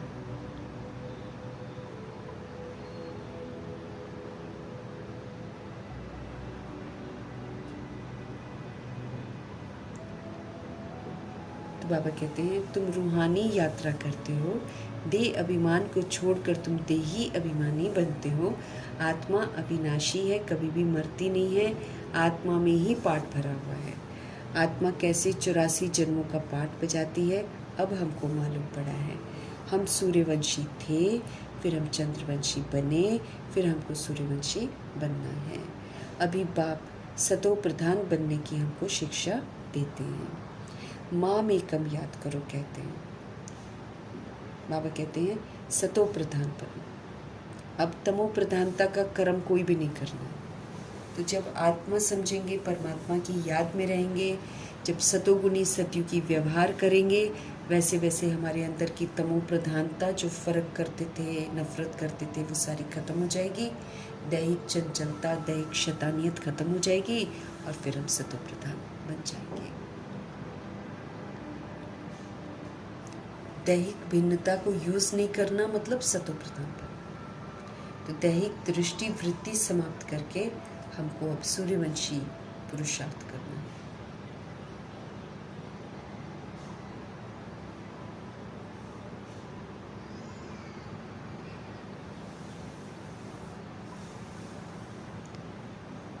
तो माँ में कम याद करो। बाबा कहते हैं भगवान उवाच, गीता का भगवान शिव बाबा है, न कि श्री कृष्ण। श्री कृष्ण की आत्मा भी अब सीख रही है। अच्छा, वो तो सीख गई और फिर श्री कृष्ण ब्रह्मा जी बन भी गए, है ना। अब हमको आगे पुरुषार्थ करना है, भगवान की श्रीमत पर चलना है, सूर्यवंशी पुरुषार्थ करना है और सतो प्रधान बनना है, उसका सबूत देना है।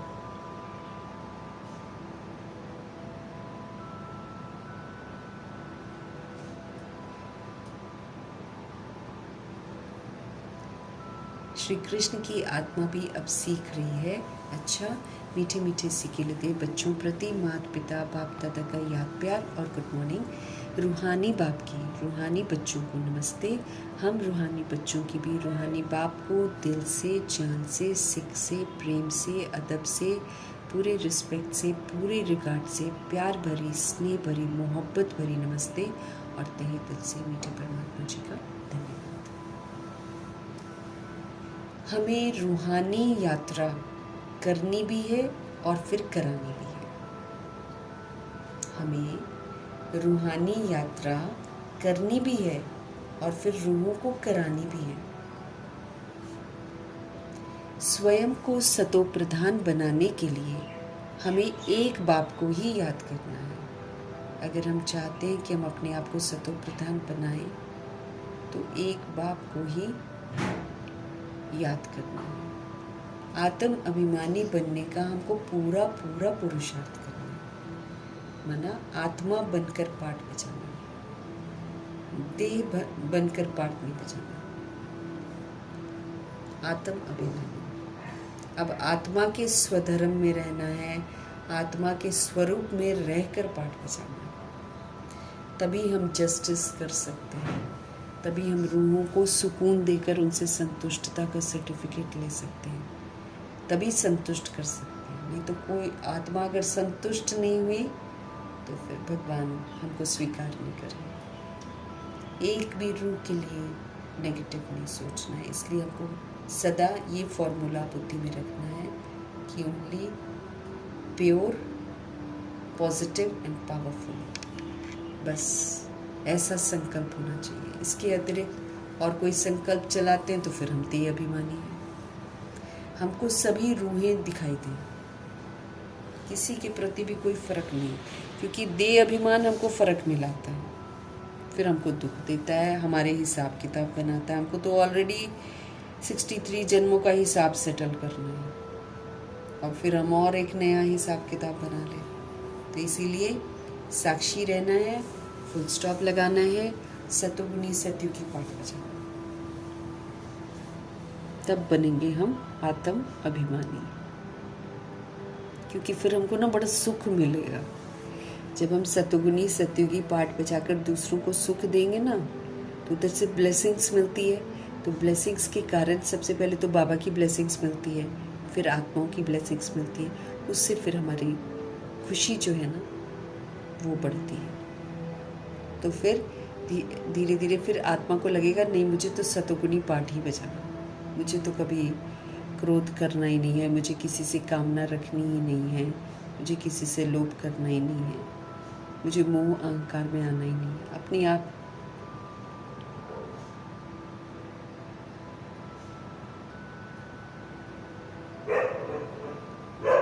तो आत्म अभिमानी बनने का पूरा पूरा पुरुषार्थ करना है। इसलिए आत्म अभिमानी की लिस्ट बना लेना है ना, कि अगर हम आत्मा है तो फिर क्या क्या मेरे को करना है, तब तो पता चलेगा कि हम आत्म अभिमानी बन रहे हैं कि नहीं। स्वधर्म में, स्वरूप में, है ना, सदा खुश, सदा संतुष्ट, सदा गुणग्राही, सारा कुछ एकदम एक लिस्ट में करके फिर देखते रहना कि क्या मैं आत्म अभिमानी बनकर पाठ बजा रही हूँ। लोग नहीं अच्छा बिहेव करेंगे, ये ज़रूर याद रखना। मुझे सतो प्रधान बनकर दूसरों को बनाना है, इसलिए मुझे स्व परिवर्तन करना है। इस बात का ध्यान रखना है। काल पर विजय पाने के लिए बाप की शिक्षाओं को ध्यान पर रखना है। अगर हम चाहते हैं कि हम काल पर जीत प्राप्त करें, हमें शरीर छोड़ने समय डर न लगे, तो बाप की हर शिक्षा को ध्यान पर रखना है, ताकि हम उन शिक्षा को अमल में ले आएं। अपने को रूह समझना है, अपने को रूह समझकर रूहों को ज्ञान देना है। कोई कोर्स करने आ जाता है, चाहे कुछ करता है, तो सबसे पहले तो अपनी स्वस्थिति बनानी।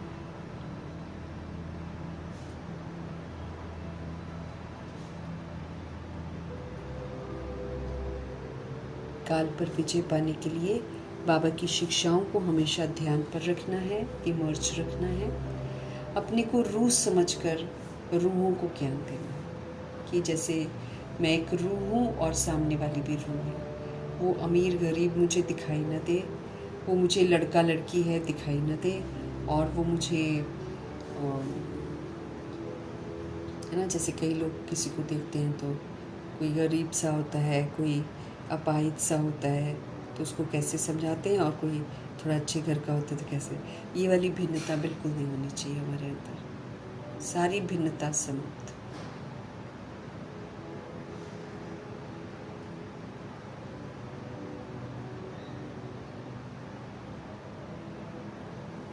तो स्व इच्छा से शरीर छोड़ने के लिए मुझे सतो प्रधान बनना है, हर शिक्षा पर ध्यान देना है। वरदान है, बाप दादा के कर्तव्य को अपना निशाना बनाने वाले मास्टर मर्यादा पुरुषोत्तम भव। बाप दादा के कर्तव्य क्या है? विश्व कल्याण। तो बाप दादा के कर्तव्य को अपना निशाना बनाने वाले, कि मुझे भी यही करना है। तो कौन कर सकता है ये कार्य? जब कोई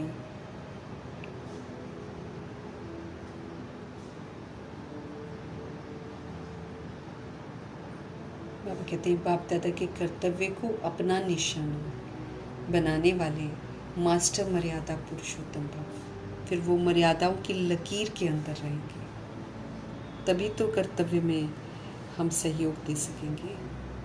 बाप दादा के कर्तव्य तो ऊंचे कर्तव्य हैं, वो तो पतितों को पावन बनाने के लिए, ईश्वर की स्थापना करने के लिए, है ना, बेहद का वर्षा देने के लिए आए हुए। उनके तो कर्तव्य ही बहुत ऊंचे हैं।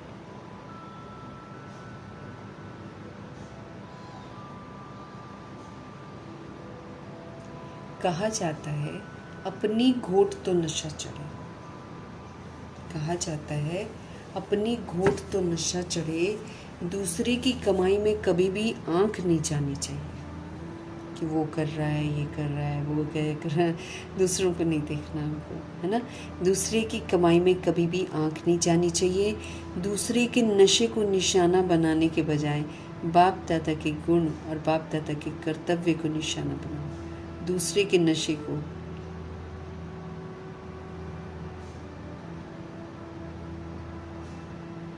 दूसरे के नशे को निशाना बनाने के बजाय बाप दादा के गुण जो हैं, बाप दादा के जो कर्तव्य हैं, उसको निशाना बना। अर्थात वो गुणों की सागर है ना, तो वो गुण मुझे धारण करने हैं। उनका जो कर्तव्य है वो मुझे करना है।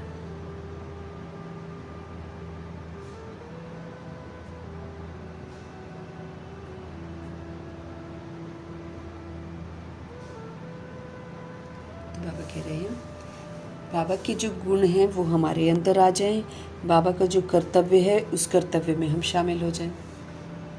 पूरी दुनिया को पावन बनाना है, स्वर्ग की स्थापना कर रहे हैं भगवान, ये उनके कर्तव्य है ना, वो विश्व का कल्याण कर रहे हैं।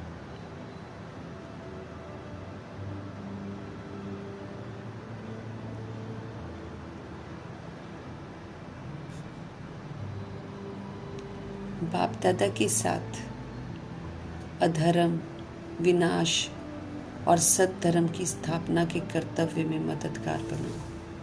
अब बाबा कर्तव्य बता रहे हैं, बाप दादा के साथ अधर्म को विनाश करने के लिए, है ना, अधर्म को विनाश करने में और सद्धर्म की स्थापना के कर्तव्य में मददगार बनो। अधर्म है ना दुनिया में, अपवित्रता ही अपवित्रता है, अधर्म हो रहा है, तो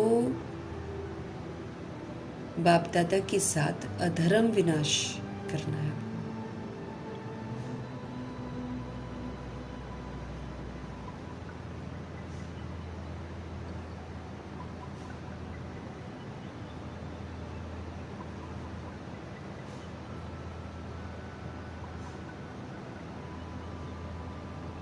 हमको ध्यान रखना है बाबा का कर्तव्य क्या है। बाबा अधर्म को ख़त्म कर रहे हैं, तो मेरे को भी अपने अंदर का अधर्म ख़त्म करना है। हम कैसे मदद करेंगे बाबा की? अपने अंदर के अधर्म को ख़त्म करके और अपने अंदर सत्धर्म की स्थापना करके, पवित्रता, संपूर्ण पवित्रता का धर्म स्थापन करना अपने अंदर। अति सूक्ष्म हूँ ना मैं आत्मा, तो मुझ आत्मा के अंदर धर्म की स्थापना चाहिए, क्योंकि यहाँ तो ऐसा कर नहीं सकते ना कि हम कर नहीं रहे हैं और हम दूसरे को बोलें, ये तो चलेगा ही नहीं। यहाँ तो करके हम मदद कर सकते हैं। तो बाबा अधर्म का विनाश कर रहे हैं, तो मुझे सबसे पहले अपने अंदर के अधर्म को खत्म करना है। देह भान, देह अभिमान, ना, विकार, ये सारा क्या है? अधर्म है मेरे अंदर। हमारे अंदर देह का अभिमान जो है, यही तो अधर्म है। हम इसके चक्कर में आकर कितनों को अपशब्द बोल देते हैं, कितनों के साथ फ़र्क करते हैं, ठेस पहुंचाते हैं, और कर्म हम कितने पुट्ठे कर लेते हैं। देह अभिमान, देह समझना ही तो विकर्म है, बाबा कहते हैं। तो अधर्म है मेरे अंदर, मेरे को अपने अंदर का अधर्म समाप्त करना है। जब हम अपने अंदर का अधर्म समाप्त करते हैं तो हम अधर्म को विनाश करने में मददगार बनते हैं। जब हम अपने अंदर के रावण को ख़त्म करते हैं, दुर्योधन दुशासन को ख़त्म करते हैं, कंस को ख़त्म करते हैं, तब हम दुनिया में जो अधर्म फैला हुआ है उसका विनाश करने में मददगार बनते हैं। क्योंकि जब मेरे अंदर ख़त्म होगा तब मैं सहयोगी बनूंगी ख़त्म करने में। अब मैं ख़त्म करूँ ना और मैं बोलूँ कि दुनिया में ये हो रहा है, दुनिया में वो हो रहा है, तो क्यों हो रहा है? बाबा कहते क्योंकि तुम्हारे अंदर अधर्म है। बाबा कहते तुमने अधर्म कर रखा है, तुम्हारे अंदर विकार है, तुम्हारे अंदर देह का अभिमान है। तुम अपने देह अभिमान को ख़त्म कर नहीं रहे हो और तुम दुनिया का बोल रहे हो कि दुनिया में अधर्म है। तो दुनिया अधर्म कर ही इसलिए रही है क्योंकि हमारे अंदर है। जिस दिन हमारे अंदर ख़त्म हो जाएगा, दुनिया से ख़त्म हो जाएगा। तो सारी जवाबदारी तो हमारी है। हमारे अंदर खुद ही भूत हैं और हम बाहर उसका नुक्स निकाल, उसका नुक्स निकाल, उसका नुक्स निकालते हैं ना हम लोग। तो दुनिया में ये हो रहा, भ्रष्टाचार हो रहा है। भगवान कहते तुम अपने अंदर का भ्रष्टाचार पहले ख़त्म करो। हमारे अंदर ही देह का अभिमान का भ्रष्टाचार इतना सारा है। तो जब तक मैं अपना देह अभिमान ख़त्म नहीं करूँगी, मैं बाबा का मददगार ही नहीं हूँ। मैं तो खुद ही रावण के राज्य में रावण को प्रोत्साहित कर रही हूँ। जहाँ भी हम क्वेश्चंस करेक्शंस कर रहे हैं वहाँ हम देह के अभिमान में हैं। ऐसा नहीं होना चाहिए, वैसा नहीं होना चाहिए, ये चीज़ ऐसी है, ये चीज़ वैसी है, वो ऐसे कर रहा है, वो ऐसे कर रहा है। बाबा कहते खुद गलती के हम पुतले हैं और हम दूसरों को बोल रहे हैं। दूसरा तो इसलिए कर रहा है क्योंकि हम कर रहे हैं। हमारा रिफ्लेक्शन है बाहर, बाहर की जो कलयुग की दुनिया है, ये हमारा कलयुग जो अंदर है ना, उसका प्रतिबिंब है। जिस दिन मेरे अंदर का कलयुग खत्म हो जाएगा तो बाहर का कलयुग अपने आप खत्म हो जाएगा। जिस बाबा बोल रहे हैं ना, जब तक तुम्हारे अंदर वैराग नहीं है, दुनिया में वैराग आएगा नहीं। जब तक तुम नहीं बदले हो, दुनिया बदलेगी ही नहीं। तो सारी जिम्मेवारी तो मेरी अपनी है। हम तो खुद ही दोषी हैं और हम दूसरों को दोष दे रहे हैं। अधर्म तो मेरे अपने अंदर में है। सबसे पहले जब तक मैं आत्मा अपने को आत्मा नहीं समझती हूँ, तब तक तो मैं अधर्मी हूँ। क्योंकि देह तो मेरा धर्म नहीं है, देह तो मेरा एक इंस्ट्रूमेंट है। देह का विस्तार जो है वो मेरा धर्म थोड़ी है। काम क्रोध लोभ मोह अहंकार मेरा धर्म है क्या? लेकिन हम कामनाएं रखते हैं, हम क्रोध करते हैं, हम लोभ करते हैं, मोह करते हैं, अहंकार करते हैं। तो हम तो अधर्म तो मेरे अंदर है। इसको जब मैं ख़त्म करूँगी तब मैं बाबा के साथ अधर्म विनाश करने में मददगार बनूंगी। खाली बोलने से अधर्म विनाश थोड़ी होता है। वो अधर्म दुनिया में हो ही रहा है मेरी वजह से। हमने शुरुआत करी है उसकी। सबसे पहले देह के भान और अभिमान में तो हम ही आए हैं।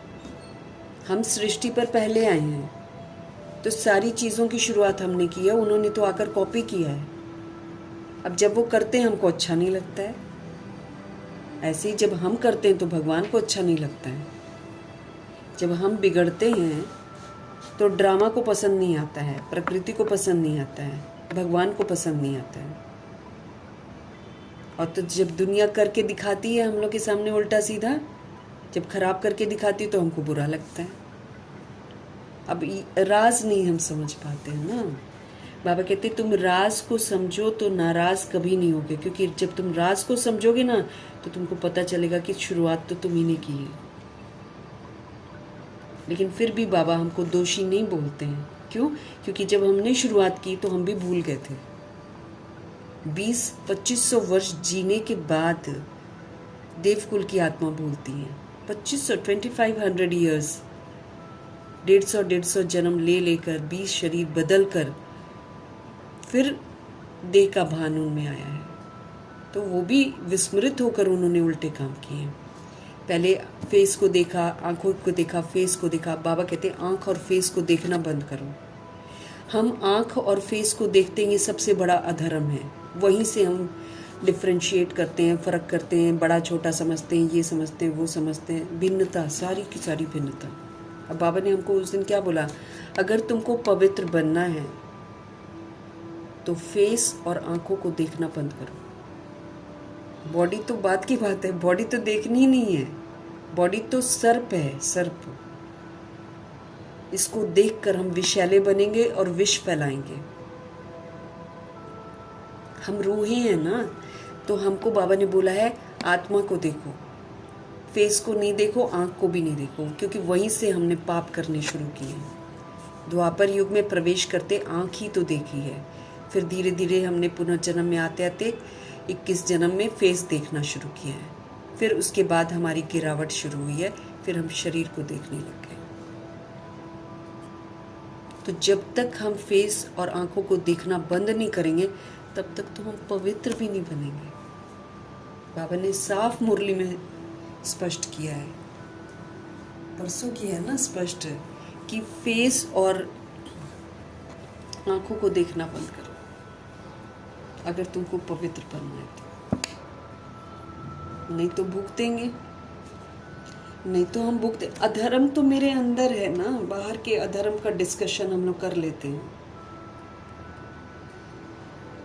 लेकिन वो सारी भ्रष्टाचारी हमारे अंदर की भ्रष्टाचारी की वजह से हम इतने जिम्मेवार हैं कि जिस दिन हम श्रेष्ठाचारी बन जाएंगे उस दिन वो लोग भी बन जाएंगे।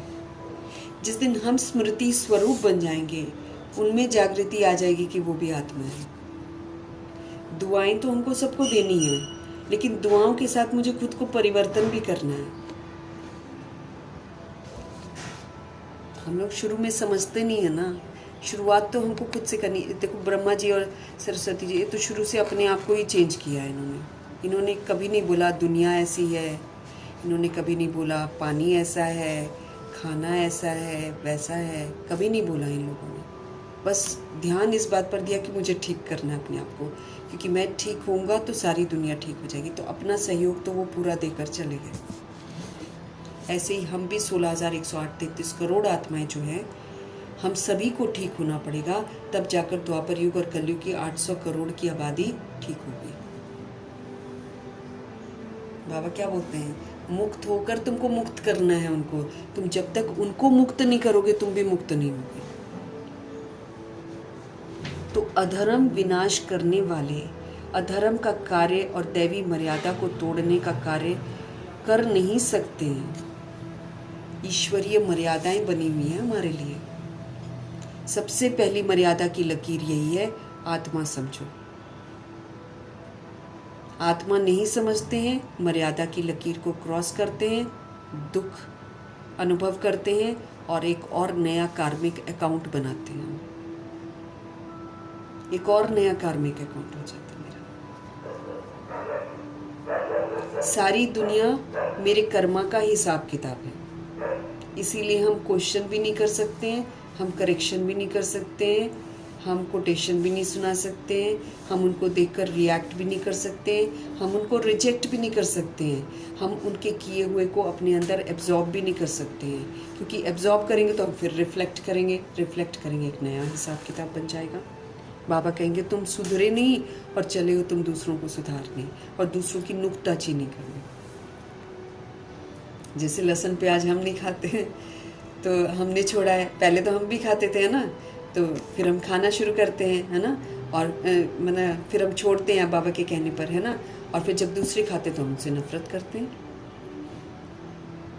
ऐसे ही कभी ना कभी नॉनवेज खाने की शुरुआत भी हम ही आत्माओं ने की होगी। अब दूसरे खाते हैं तो हम उनसे नफरत करते हैं। अब बाबा कहते हैं नफरत नहीं करनी है, उनको हील करना है ताकि वो भी छोड़ दें। क्वेश्चन करेक्शन करेंगे वो लोग और ज़्यादा खाएंगे।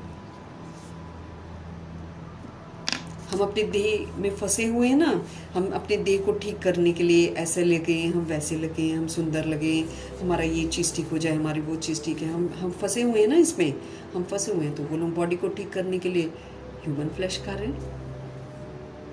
हमारा इफेक्ट है सारा का सारा, इसलिए हम उनको करेक्ट नहीं कर सकते हैं। हम सिर्फ एक काम कर सकते हैं, हम अपने को परिवर्तन कर सकते हैं। ये वाला पार्ट में बजा सकते हैं, इससे मुझे सुकून मिलेगा और इससे मैं दूसरी सोल को सहयोग दूंगी, फिर दूसरी सोल मुझे माफ़ कर देगी, नहीं तो माफ़ भी नहीं करेगी।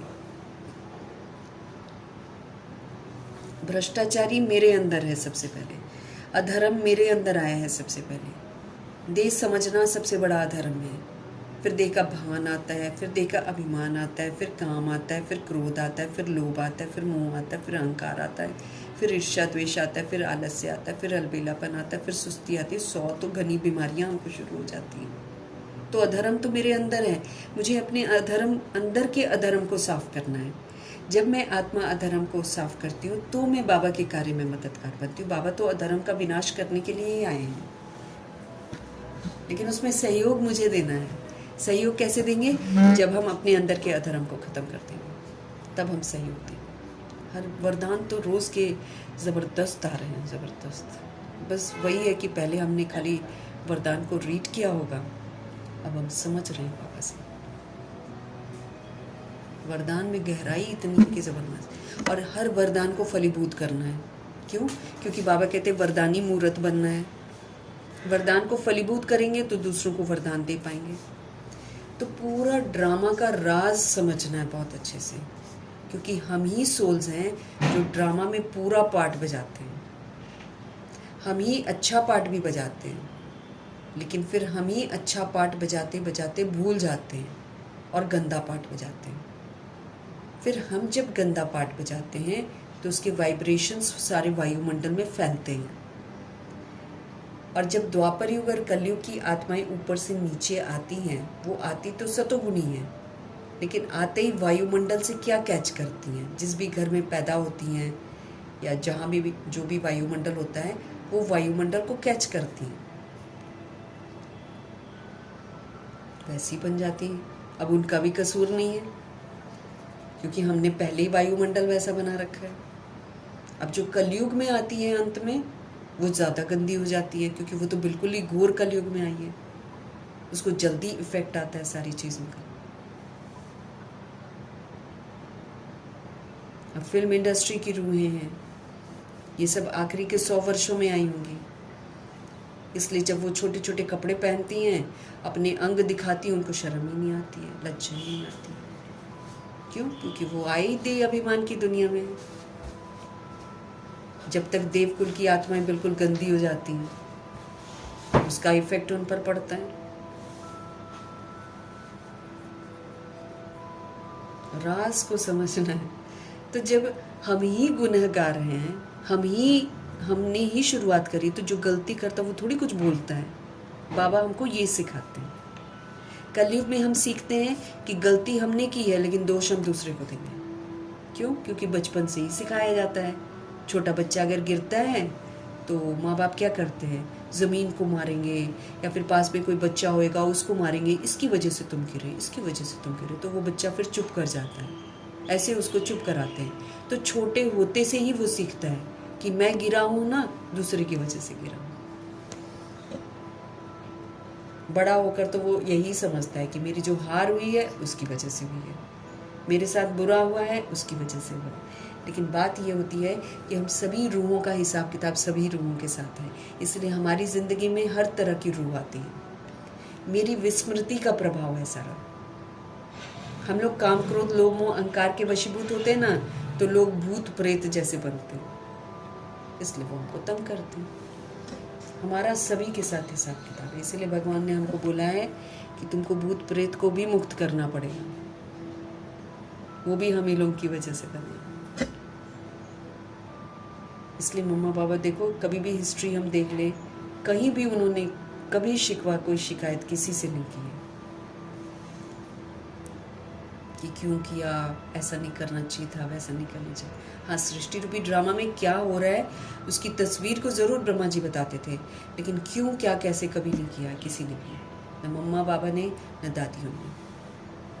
फुल स्टॉप कल्याण की बिंदी लगाई है कि अगर हम अभी चुप करते हैं और अपने स्वधर्म में रहकर पाठ बजाते हैं, तो ये जो घना हिसाब किताब हमने बना रखा है ये चुप तो हो जाएगा। हम भी अच्छे हो जाएंगे, वो भी अच्छे हो जाएंगे। इसको समझना है अच्छे से। हम बाहर के अधर्म की बात नहीं कर सकते हैं। हम भगवान के कार्य में मददगार तभी बन सकते हैं जब हम वो चीज़ें करें जो बाबा कहते हैं।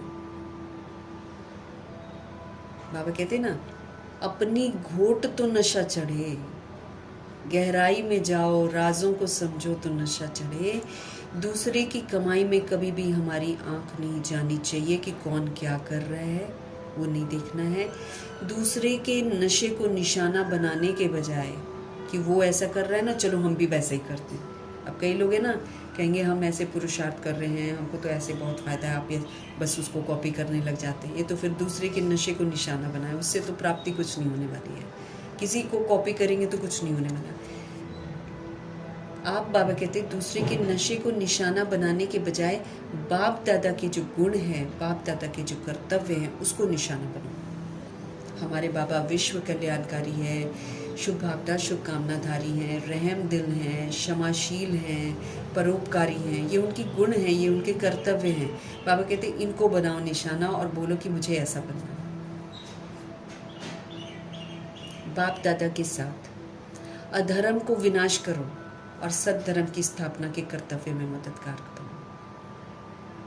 सच्चाई को धारण करो, आत्मा समझकर पाठ करो, बजाओ, सतगुनी सतयुगी पाठ बजाओ, और अधर्म जो दैहिक अधर्म है इसका करो विनाश, मतलब इसको यूज़ मत करो।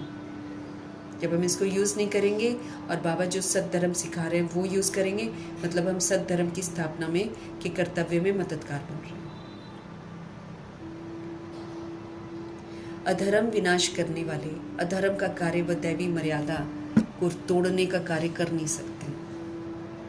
जब हम अधर्म विनाश कर रहे हैं अपने अंदर का और बाहर का, तो फिर अधर्म का कार्य हम कर नहीं सकते, मतलब हम देह के भान में आ नहीं सकते, हम देह के अभिमान में आ नहीं सकते। क्योंकि पहली मर्यादा यही है कि अपने को आत्मा समझो। पहली मर्यादा है ये हमारी। तो बाबा कहते अधर्म विनाश करने वाले अधर्म का कार्य, फिर से अपने आप को शरीर समझना, फिर से काम क्रोध लोभ मोह अहंकार के वशीभूत हो जाना, तो अधर्म का कार्य व दैवी मर्यादा को तोड़ने का कार्य, ये तो हम कर ही नहीं सकते हैं कायदे से।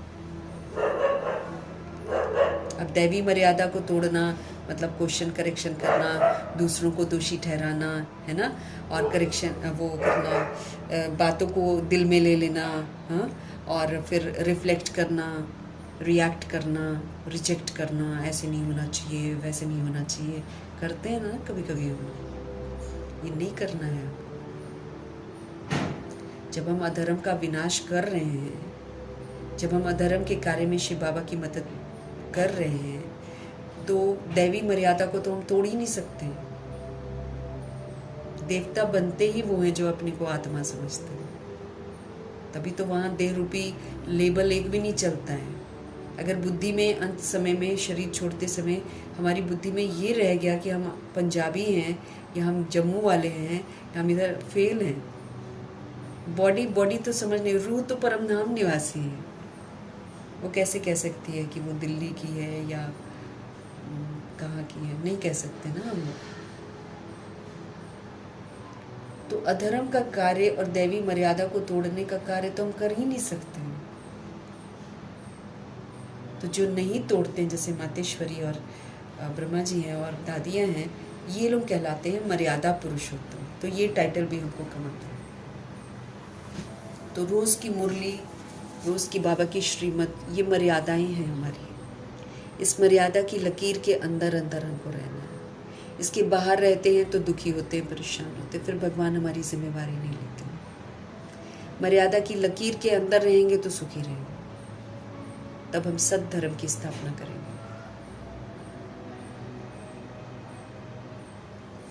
स्लोगन है, नॉलेजफुल बनकर ये जो व्यर्थ प्रश्न उठते हैं ना हमारे दिमाग में, इसको स्वाहा कर दो, समय बच जाएगा। बाबा कहते हैं। अब बाबा हमको रोज बता रहे हैं ना, बद से बदतर होगा, बहुत बीमारियां आएंगी, सब बता रहे हैं बाबा। अब फिर हम सीन को देखकर बोले क्यों हो रहा है, ऐसा नहीं होना चाहिए, वैसा नहीं होना चाहिए, ये ऐसा है, ये वैसा है, फिर हम गड़बड़ कर जाते हैं, फिर हम देह के भान और अभिमान में आ जाते हैं, टाइम वेस्ट करते हैं अपना, संकल्प वेस्ट करते हैं अपना, खुद गंदे हैं और दूसरों को हम करेक्ट कर रहे हैं। क्योंकि जब तक हम आत्म अभिमानी नहीं बने तब तक तो हम गंदे हैं, देह अभिमान में है तो हम तो गंदे हैं। तो बाबा कहते हैं नॉलेज से फुल बनो ना। जब हम नॉलेज से फुल बन जाएंगे, प्रश्न सारे खत्म। कौन क्यों कर रहा है, कैसे कर रहा है, क्या कर रहा है, इस सृष्टि को खत्म करने के लिए यादव और कौरव भी तो मददगार बनेंगे। इतनी सारी रूह, इतने सारे शरीर हो गए हैं, इतने सारे पाप कर्म हो रहे हैं, इसको ख़त्म करने वाला कोई तो चाहिए ना। तो बॉम्ब से मारेंगे, इधर जो हमने देह भान में हिसाब किताब बनाया है इसमें देह को मारेंगे, बाकी का सारा काम प्रकृति कर देगी। तो नॉलेजफुल बनकर व्यर्थ प्रश्नों को स्वाहा कर दो, समय बच जाएगा। बाबा कहते मत करो प्रश्न, क्यों हो रहा है, कैसे हो रहा है, ऐसा नहीं, वैसा नहीं, ये नहीं, वो नहीं, है ना, ये नहीं बोलना। बाबा कहते नॉलेजफुल बन जाओ, तो हम खामखा के प्रश्न करने बंद कर देंगे, स्वाहा कर देंगे, तो समय हमारा बच जाएगा। नहीं तो टाइम भी वेस्ट हो रहा है, हम समय का खजाना वेस्ट कर रहे हैं, हम संकल्प का खजाना वेस्ट कर रहे हैं, हम नया कार्मिक अकाउंट बनाए जा रहे हैं, फिर हम दुखी होंगे, परेशान, क्योंकि हम बीमार रूहों को हील नहीं कर रहे हैं, उल्टा उसकी और बुराई कर रहे हैं, जिसके कारण उसकी बुराई और बढ़ जाएगी। जितना हम किसी को बुरा बोलेंगे ना, उसकी बुराई और बढ़ जाएगी, ये भी हमको समझना। और जितना उसको उसके लिए अच्छा अच्छा बोलेंगे, जैसे बाबा हमको अच्छा बोलते हैं, बाबा हमारी बुराई करते हैं मुरली में क्या, हमेशा अच्छा अच्छा स्वमान देते जा रहे हैं। अब बाबा कहते हैं जो तुमको देखकर बिगड़े हैं ना, तुम उनको अच्छे वर्ड्स बोलो, हील करो उनको, क्योंकि वो तुमको देखकर बिगड़े हैं। तो जब हम नॉलेज से फुल हो जाएंगे, वाली नॉलेज मेरी बुद्धि में एकदम इमर्ज रहेगी, हम प्रश्न करेंगे ही नहीं, क्योंकि सारे प्रश्न जो हम करते हैं waste of time, waste of energy, उल्टा मेरा पाप कर्म बन जाता है। व्यर्थ पाप होता है ना, पाप बन जाते हैं।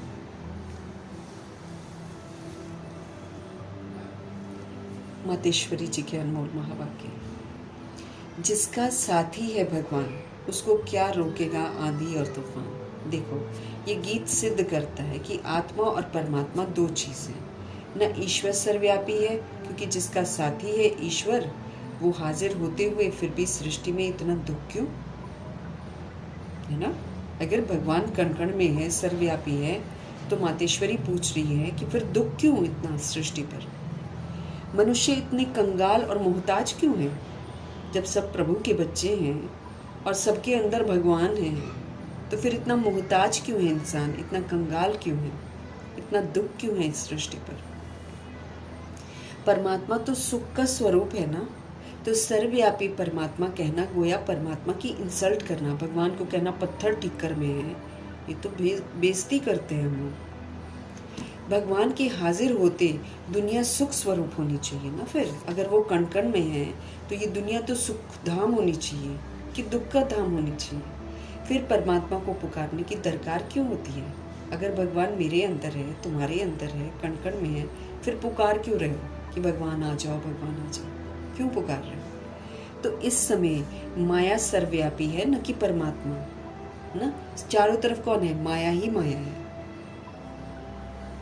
न कि परमात्मा हाजिर है। परमात्मा सिर्फ एक बार संगम पर आते हैं, तब उनको हाजिर नाजिर कह सकते हैं। बाकी उनकी याद सबके दिलों में ज़रूर व्यापक है।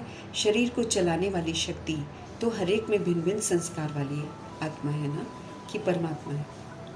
अब विचार करना है कि परमात्मा का साथ क्यों लिया है।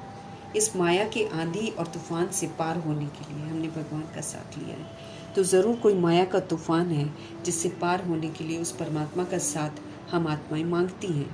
अगर वो हाजिर होता तो न माया की उलझन होती, न उनका साथ लेने के लिए कोई हमको याद करना पड़ता। अगर वो कण कण में होते भगवान जी, तो फिर हम याद क्यों करते? और अगर वो कण कण में होते, हाजिर होते, तो फिर माया की उलझन से तो हम बच जाते। तो हम आत्माओं और परमात्मा दोनों का इस खेल में पार्ट है। हम आत्माओं का भी इस खेल में पार्ट है और परमात्मा का। तो जब परमात्मा आता है तो उनका पूरा साथ लेकर उनका हो जाना है। जब परमात्मा आते हैं ना, तो उनका पूरा साथ लेना है और उन्हीं का बन जाना है। तभी माया के तूफान से हम छूट पाएंगे, तभी माया के तूफान से हम छूट पाएंगे। भल वो सबका सुख दाता है, वो सबको सुख देता है, परंतु जो प्रैक्टिकल में उनका सहारा लेते हैं ना, उन्हों को ही साथ मिलता है। तो जब परमात्मा आते हैं तो उनका पूरा साथ लेकर उनका हो जाना है, तभी हम माया के तूफानों से छूट पाएंगे। भल वो सबका सुख दाता है, परंतु जो प्रैक्टिकल में उनका सहारा लेते हैं ना, उन्हों को ही साथ मिलता है। प्रैक्टिकल में सहारा लेना मतलब उनका कहना मानना। जो प्रैक्टिकल में उनका सहारा लेते हैं, उन्हों को ही साथ मिलता है। तो उन बच्चों को एक्स्ट्रा प्राप्ति होती है। भल वो दुनिया के अंदर आए उपस्थित हुआ है, परंतु ओहो आश्चर्यवत, दुनिया इनको न जानने के कारण इनका साथ ही नहीं लेती है। भगवान जी आते हैं सृष्टि रूपी ड्रामा में, लेकिन पहचानते नहीं हैं। वही भगत बनना पसंद करते हैं, वही फ़ोटोओं की पूजा करना पसंद करते हैं, देहधारियों की पूजा करना पसंद करते हैं। तो इतनी ऊंची हस्ती इस सृष्टि रूपी ड्रामा में आते हैं, फिर भी आश्चर्य की बात है दुनिया इनको न जानने के कारण इनका साथ नहीं लेती है।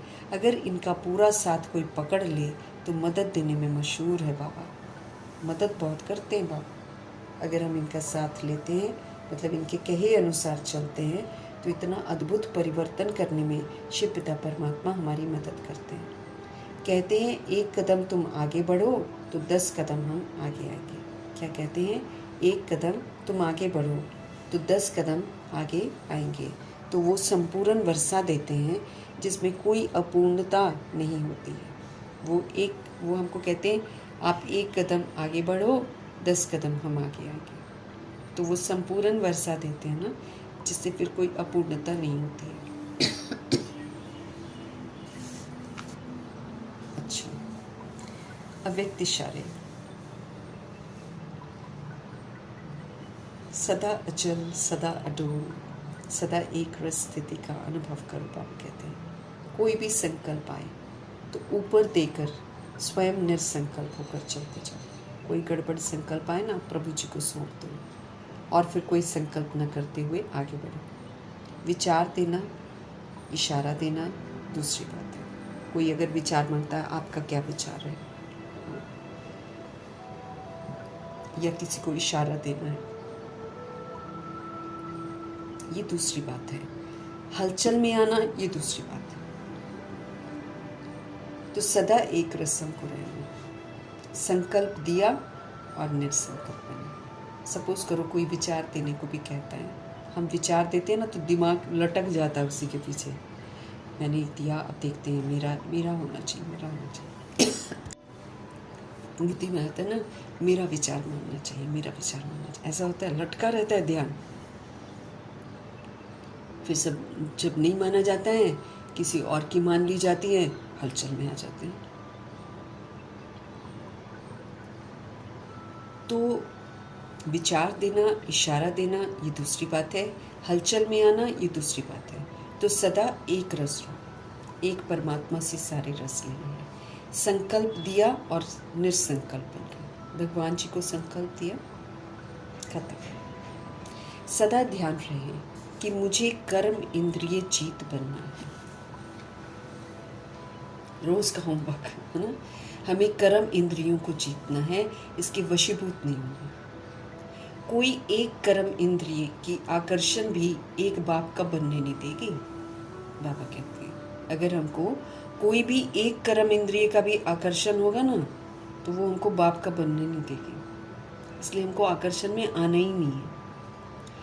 एक रस स्थिति में स्थित होने ही नहीं देगी हमको, एक परमात्मा से सारे रस लेने ही नहीं देगी।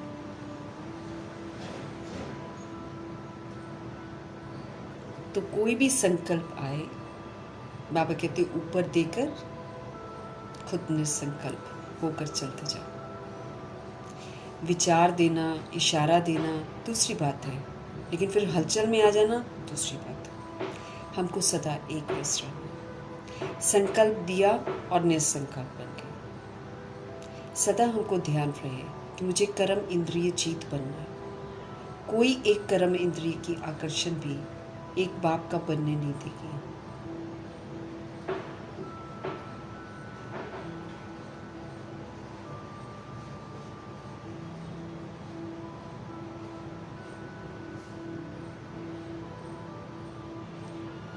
एक भी कर्म इंद्रिय का आकर्षण हमको बाप का बनने नहीं देगा। चाहे आँख है, चाहे कान है, चाहे मुख है, कुछ भी देख लिया ना, हमको उनका बनने नहीं देगा। एक रस स्थिति में स्थित होने ही नहीं देगा, कि मतलब निरंतर हम आगे बढ़ते जाएं, उस स्थिति में स्थित होने ही नहीं देगा। इसलिए हमको कर्म इंद्रियों को जीतना है। इनसे वही देखना है जो बाबा कहते हैं, इनसे वही सुनना है जो बाबा कहते हैं, इनसे वही बोलना है जो बाबा कहते हैं। इधर उधर किसी को नहीं देगा। बाहर जो भी दुनिया कर रही है वो हमारा ही रिफ्लेक्शन है। हमने जो किया है ना, उसी का स्वरूप सामने है। राज को समझना है अच्छी तरह। मीठे परमात्मा जी का धन्यवाद करेंगे, ब्रह्मा माँ का धन्यवाद, जगदम्बा माँ का धन्यवाद, गुलजार दादी जी का धन्यवाद, अष्टरत्नों का धन्यवाद, नवग्रहों का धन्यवाद, एडवांस पार्टी की सारी सोल्स का धन्यवाद, बची हुई जितनी भी आत्माएं हैं सबका धन्यवाद, 5 तत्वों का धन्यवाद, ड्रामा का धन्यवाद, प्रकृति का धन्यवाद, माया का धन्यवाद, यमदूत का धन्यवाद, करोड़ों की आबादी का धन्यवाद, साधनों का धन्यवाद, साधन बनाने वालों का धन्यवाद, साथ में रहने वाले सोल्स का धन्यवाद, सहयोगी आत्माओं का धन्यवाद, अविनाशी खजानों का धन्यवाद, समय का धन्यवाद, शरीर रूपी इंस्ट्रूमेंट का धन्यवाद, आप सभी सोल्स का धन्यवाद, सृष्टि की मेहमान नवाजी का तहे दिल से धन्यवाद करेंगे। धन्यवाद करते हुए ओम शांति।